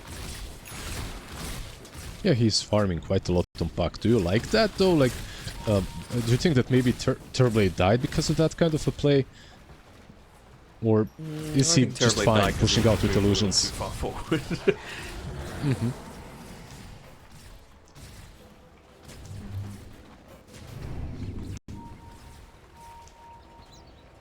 I think it's fine to delay for just a little bit further, right? Like Puck, 1500 gold away from the Blink Dagger, and when you look at it, like, keeping your towers is pretty important, so I don't think there's too much that XN can do away from this mid lane for now. I mean, you're up against a Beastmaster who's 500 gold away from Helm the Dominator, you're up against a Chen with, you know, army already starting to build up, he's got the Dark Troll Summoner building into that mechanism, so it's really just about getting your farm while you can in a relatively safe space, and I think that's the most that they can do for now. Maybe they look to get a little more aggressive now that you've got the global silence. To that, I'll just add one question then. Are you worried that maybe VP are, if you're Radiant, do you think that you can out-farm this team? Like, because I'm seeing a Beast, a Chen, a Sven. Like, they're all kind of scaling. It's a pretty farm-heavy lineup, isn't it? I mean, when you think of supports that have that ability to A, farm and B, be a lot more effective solo into the later stages of the game, I don't necessarily think the Silencer and the Shadow Demon, and speaking of the Chen, who's wanting that early game impact, he's just gonna fall pretty damn easily. They take out the majority of his army as well. Yeah, all of it, and that was at least the smoke reveal, right, that happened, but you're happy with it if you're Pipsqueak. They are TPing in, they want to fight after this, it seems like. Just get this one pretty cleanly. Sven is here. Where is the Shaker though? Just a little bit too far behind was Abed. Didn't TP in. Was just farming along the top side of the map. Had that Blink Echo level 2 available, and they've just gone a little bit too far forward. Still 3 minutes away from the Tormentor, so they're not going to lose that on the top side of the map, but just buys them that little bit of extra time to get into that next item. You know, now I believe you've got the Blink Dagger coming out for the Puck. Dire's top tower is under attack. Yeah, they're probably not gonna go on anyone without using Roar anymore, right? Like, even on the SD, like, he was an easy kill if they used Roar, but they didn't, and instantly got punished for it. So it's Carry looking to try and jump inside. Hearing a bit of a jump in here with that Blink Dagger reveal with the God Strength.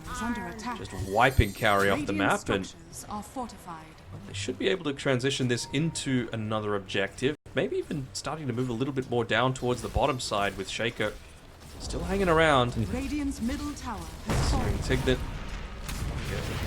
shove in these waves a little bit further. Left on the God Strength. They're just about to wear off. Want to fight. Buck is in. Buck is in, and Snap probably will be the first one to fall here. Has a... nice okay, heal. with the ult from Shen.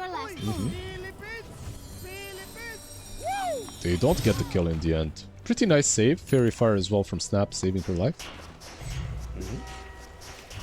Definitely is a value Glimmer Cape sort of game, Snapfire. Just to... I mentioned before how frustrating it's going to be for the puck, for the Snap going up against the puck. It's just one of those heroes that you really can't do anything against until it gets to like the uber late stages of the game, where you might be able to get into something like a Scythe of Vice or, you know, things of that nature. But I also don't think you're the target that is going to have the Demonic Purge used onto you, right? Like, so sure, it takes away that Glimmer Cape save potential for someone else, but you've got the mechanism, which doesn't need to be targeted. You've got the Hand of God, which doesn't need to be targeted. You've got the armor from the Sven, which is actually purchasing up the Aghanim Shard straight after the BKB. So seeing the value for sure of protecting not just himself, but the rest of the team from the TB damage. It's really cool that it becomes undispellable, right? Like, it's a very cool shard. Puck is in again, and he catches too. Dream Coil now as well, and there will be no saving the Snapfire.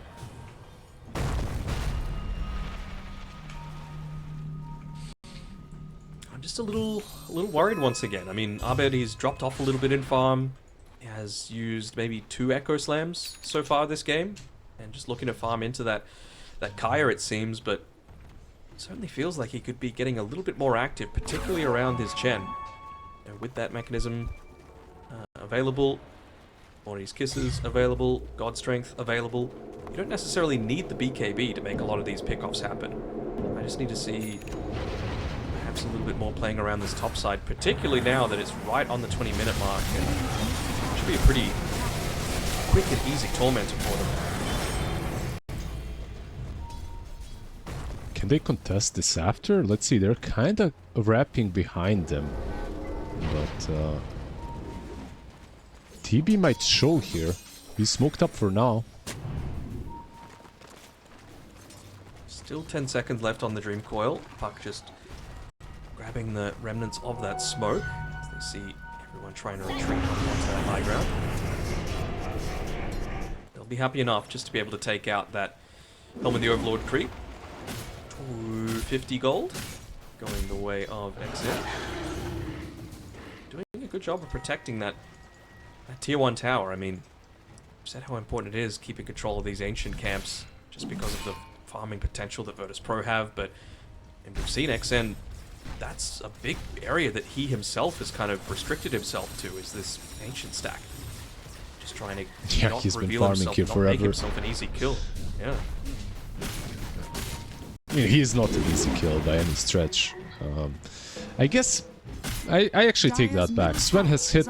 He's not in the critical mass, but he has that mass that, at the moment at least, if he pops GDS, just goes in with a stun, he can probably kill off anyone, even through global. Dire's middle tower has fallen. Sure. He's also got 4 levels on the TB, by the way, which pretty nice for him to be able to open up such a big lead so early on into the piece. They kind of farm in a different way, right? Like TB is all about the illusions and shoving the waves, yeah. Meanwhile, Sven just farms the stacks and everything on his own. Gives him some level advantage as well. And also the last hits, like there is like 100 creeps almost of difference between the two.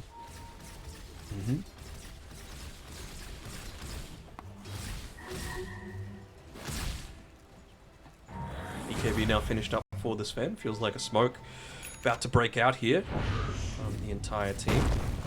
Not purchasing up any components towards that Glimmer Cape for the Snapfire. You've already got the some of the magic resistance stuff to be built up by Chen, but potentially prioritize that Aghanim Shard for the Snap. Fight again. Centaur? The Centaur. Okay. Oh, the disruption Delays is a so little bit. good, it saves him. Yep. God Strength is used. Roar is Snap used, is in and now no they're man's falling land back here. because... TB is sitting from behind. He hits the Chen. Chen is dead, but Oh, big damage! now the TB is dead. Big echo. Big turnaround again with the Sven. He didn't use BKB in the initial go, and there was no Centaur, so TB might have been a little bit overzealous there.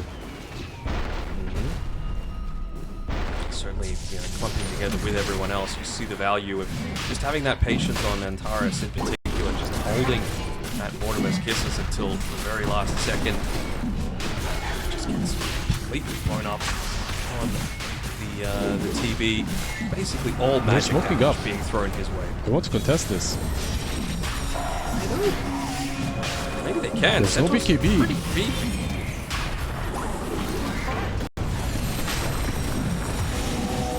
Beefy enough, it seems. Yeah, maybe they could have, Be but also starting to move. I mean, they're not committing to Roche on VP either. there's 6 stacks, 7 stacks now on Rush. Kaori wants to blow it up in one go. But Just one-shot him. Unfortunately, of course, it stopped scaling exponentially after 5 stacks.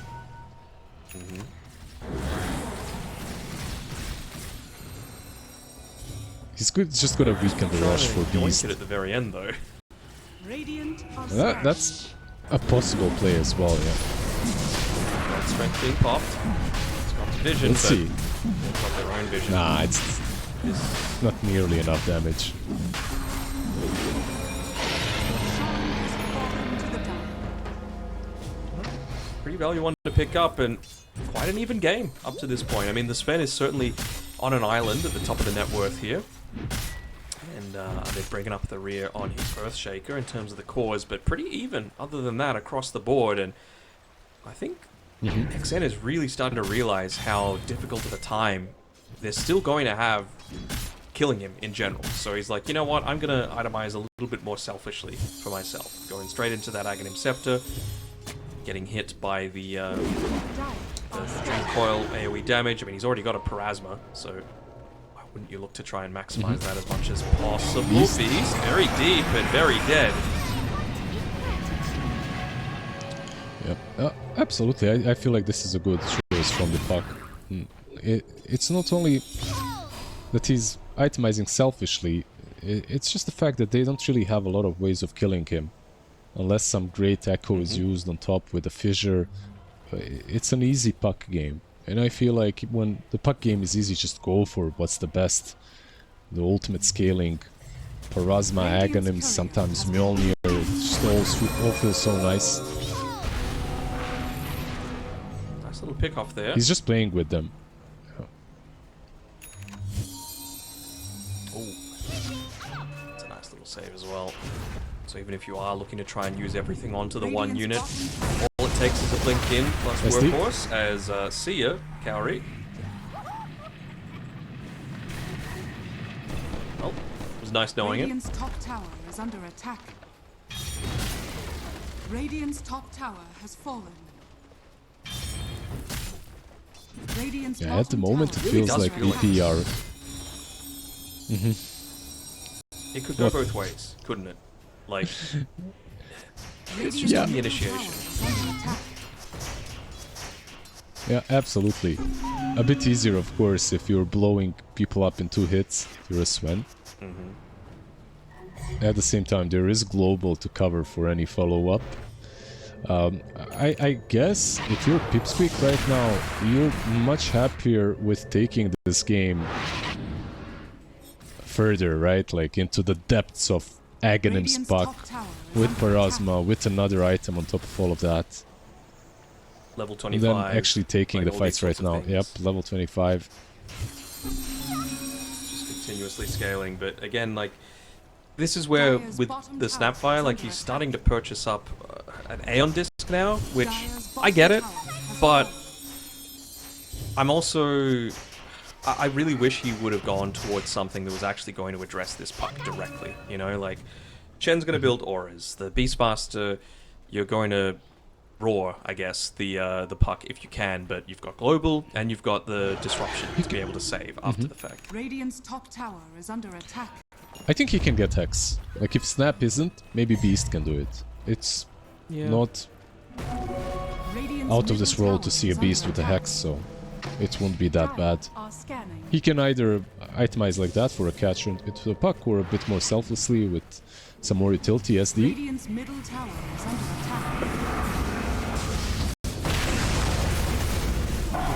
Just popping the God Strength to be able to take him out. I was wondering if they might even catch the TB after the fact, but won't be that lucky.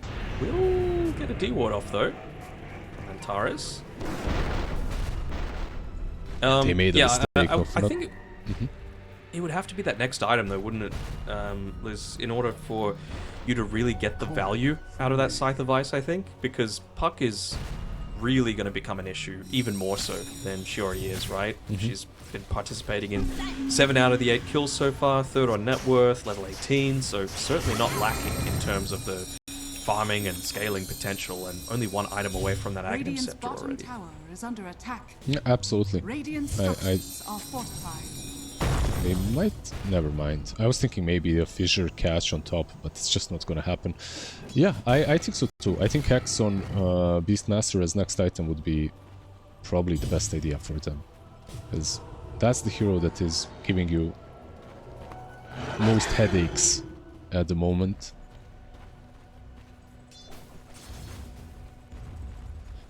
If you're not doing that, what are you going for on Beast right now? Like, other option that is more common is an AC. I think it's a bit too late for it. And maybe it's not as necessary. It's not bad, but you have Warcry already as a shard. And another option as well is Refresher, of course, on Beast for the double Roar and double BKB. Which also isn't bad, because you're playing into Global. Yeah. I think one of the previous games Dahak went Nullifier, but it doesn't really seem like a Nullifier game this time around. SD's gone Eighth Lens Blink Dagger, TB has nothing basically that's going to get dispelled, same with Centaur, same with Puck, and it's really just a Solar Crest that's doing that, it's going to have effectiveness against this game, so not really much point.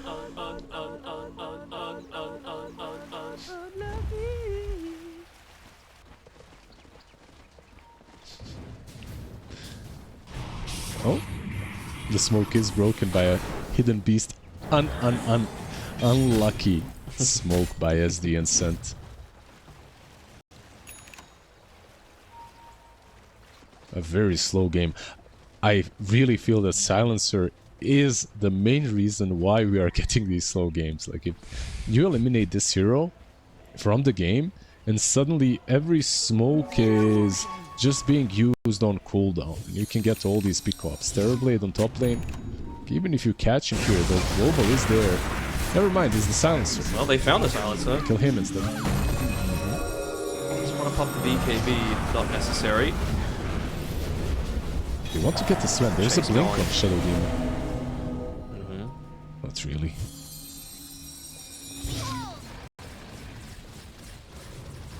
So is it now... Like, he's purchasing into the Refresher on Silencer. Makes a lot of sense, for sure. I also see value in just going an Aeon Disc first. Not that, you know, you're the most likely to get a ton of farm sort of hero by any stretch, but you got to get to that late stage, you know? If you're just dying... I was going to say constantly, but what number death is that? Just number 3. It's not really going to affect you that much. Look, I don't think Aeon Disc is that necessary in him. Like, he's got Greedy plus 100 GPM bonus on Silencer. At this point, you might as well. Like, if he didn't have to ward, he could literally just stay in base. You know, and just pop the R when necessary. You should be far enough not to get killed. Like, when you look at the enemy team, like the team of VP, if you're getting killed as a Silencer, that's because you are in a position in which you know you might get jumped, and that's fine. Yeah, for sure. As long as he's positioning himself slightly ahead of his cores, you know, when they're looking to take some of this lane farm, then happy to do it. But it's just...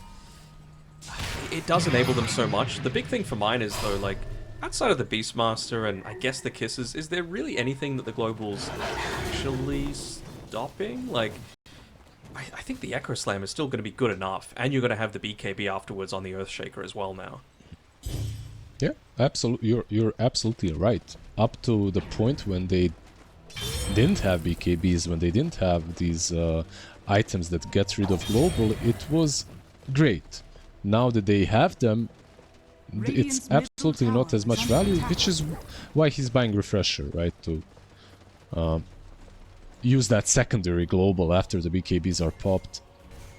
But further to that point, that's what's really got me puzzled about why VP are kind of just sitting back at this stage of the game. Surely this is the time where, before you can let that greedy neutral item kick in and really give him what he needs towards that second refresher, this is the time to be maybe making the most of it. Maybe they just want level 25 on the Sven, maybe they want the Satanic on the Sven, so that they've got a secondary way to be able to get out of the global silence. Radiant are scanning. Yeah, and the Hex that Beast is buying, by the way, we talked about.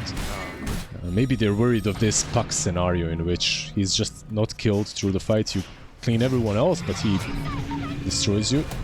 Oh, the nice initiation from the Centaur. Double stun into the BKBs though, and the roar is used. They on this con snap, trying to get away from the TB, from the Stampede. Well, the Carty at least. Beastmaster will fall in the end. He's watching, and they counterplay this. Seems like he's happy enough to join in.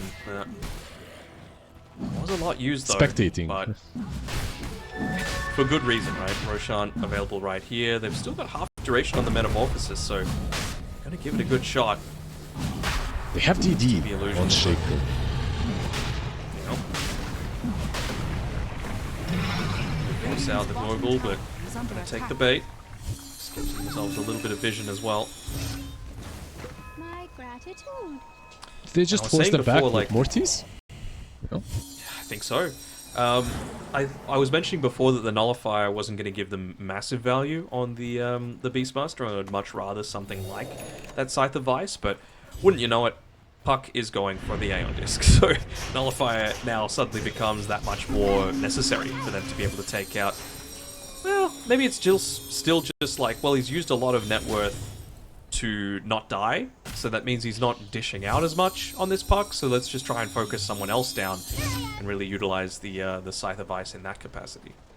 But again, the SD and the Silencer are doing something seriously wrong if they're in a position to get caught out by something like that. This is a good scan. They scan that they might be in the pit, but they aren't. Instead, they smoke up, and TB, if he shows himself on this top lane... SD is very deep here. Yep. Okay. Wants to buy back. Backline? Silencer as well. Silencer is also caught very early. This positioning. Yeah, they're going for the end up catching them though. Shaker? Turblade? No Carty for you, my friend. Yeah, Uber was late. An ultra kill for Mr. Sven. Maybe a rampage if Silencer is caught, which he probably should be. Just give him the rampage. Yep. It was one by one single file lizard. One by one, and every man for himself, I feel like. Shadow Demon on the right side. Silencer completely on the left. Terrorblade as well, trying to go for a kill without meta at the beginning at least. And at the end, just popped the BKB and died without even the cart being able to save him.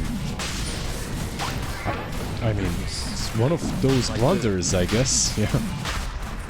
SD in particular, right? Like, he had Centaur right there with him. Surely the Centaur should be the one at the top of the stairs breaking any kind of smoke attempt, but good to regret that one, because this game was pretty damn even up until that point, and now off the back of that, a rampage to the enemy Sven, an Aegis on top of that. It was just such a good smoke. And they got baited out by the scan, like their own scan baited them into thinking, okay, these guys are probably GDS rushing. Sven can take it in a second, so let's fight.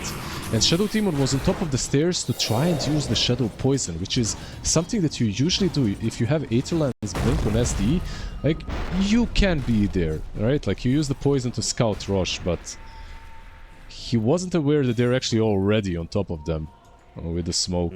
Very nicely done by VP.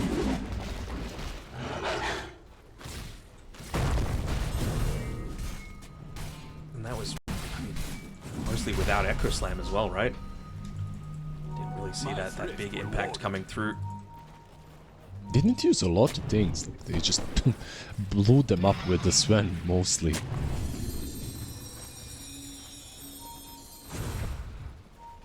By the way, double hex. Snap buying one. Yep. Oh. It's an initiation. You'll have the BKB to be able to play around with on the Sven. No real point in popping it with the kind of demonic purge on it.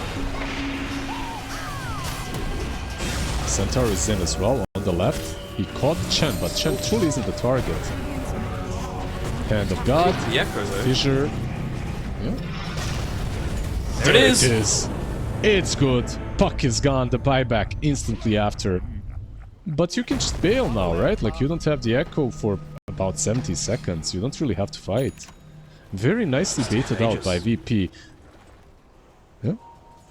If they wanted to, they could continue hunting. This Chen is massive, by the way. One of the main reasons. He's literally playing like an edge. He's up front and no one can kill him. Radiant's bottom tower is under attack. Should be maybe. And this was already used, so has to be very careful. Radiant's bottom tower has fallen. I feel like Beast did not believe in that play. He was all the way to the right side. Even though he has a blink and the hex and the roar, he didn't believe in the puck kill. I don't blame him. The hero is so damn slippery. Radiant's middle tower is under attack. I'm sure that Antares is basically saying to them, just give me that next little bit of farm. He's only 600 gold away from his own hex as well. Gets the gold for that D ward. I'm sure he wants a lane or a few neutral creeps for himself. Yeah, they have a nice shard on SD as well to help out, so he can purge his teammates as well. Top lane, BKB and TP out from TB. Like, out of all the heroes in on this map, I feel like the carry diff is the one that I'm seeing. That's most apparent to me, at least. The amount of work that Sven has accomplished to do, and the amount of work TB is doing, the disparity is quite apparent. Sure, and I mean, you're kind of the ones that are forced to make a bit of a change happen, as Sven is looking to just verge onto anyone that might be revealing for half a second. I mean, look at all of the vision that they've got right now on VP. It is littered throughout the map, and it's almost gotten to the point where you've already got the gem on the puck, but he's once again spending the majority of his time just in the jungle, away from prying eyes, wanting to get into that next item for himself, or even better if he could get up to level 25. I think they have to TP. They're kind of fake TPing with some defense, but especially with the banner. Terrorblade has no TP for 10 seconds, by the way. Hasn't really progressed in his items either, this time being spent down here. Ooh, nice. Another go from the Sven. Save attempt. Yeah, he still has Aegis for 30 seconds. Even if they kill him, it's not really the end of the world, but he wants to keep the hits going, and another tower is gone. Oh, that disseminates. Use of the SD, yeah.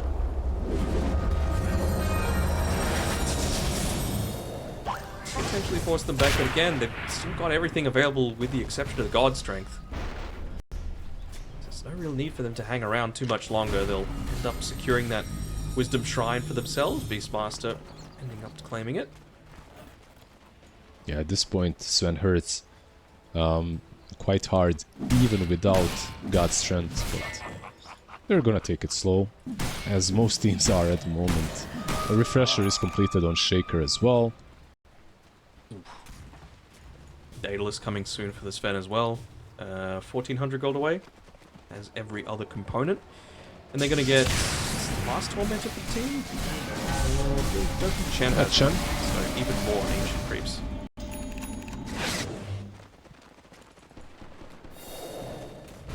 It's quite nice, by the way, for other things too. Like leveling up the spells that you get from the small creeps is...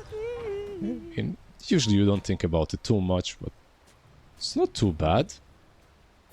Like Hurricaned Ice Armor as well, being level 4. Radiant are scanning. Pretty cool.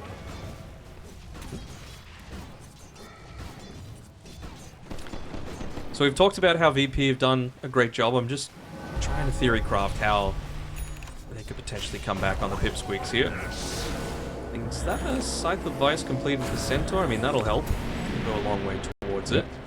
But again, like, you just got to think who are the people that they're putting onto the front lines. It's very rarely the Snapfire, and even if it is, she's got the Aeon Disc. Beastmaster, tanky as hell. He's got a Pyrrhic Cloak, and he'll probably have an Ancient Granite Golem. Just look at Puck and what he's purchasing, what he has in Quick Buy, and you'll understand. He's going for Rapier. And this truly is the... And it's also a hero that can absolutely change how these fights look. Like Puck, if he initiates well on Sven with Aghanims, once he gets this Rapier, he can chew right through them. He's also very close to level 25. Gone in. They found out the Terror Blade. Can he live through the BKB? Is there a target? Sunder? There is. Beast is sundered. Found Beast. They've still got the Workhorse available as well. Sven healing through. Puck's the one. He's alive Puck's for trying now. to take him out. The Parasma's putting He in work. should be able to, right? Oh, no! He isn't! He tried so hard. Terribly, as well falls in the end. Man, he just needed a little bit extra help control for the Sven, but Divine Favor as well, working in overtime to save the Sven. Satanic, of course, the last hits. GG's cold. And GG's coming through. Pretty clinical at the end there by VP. I mean, it was a game that I didn't think Pipsqueaks were in a bad position for either, as, well... It will actually end with a VP win 2-1, so a little bit longer of a journey than what a lot of people might have been expecting. Pipsqueaks taking them the distance, and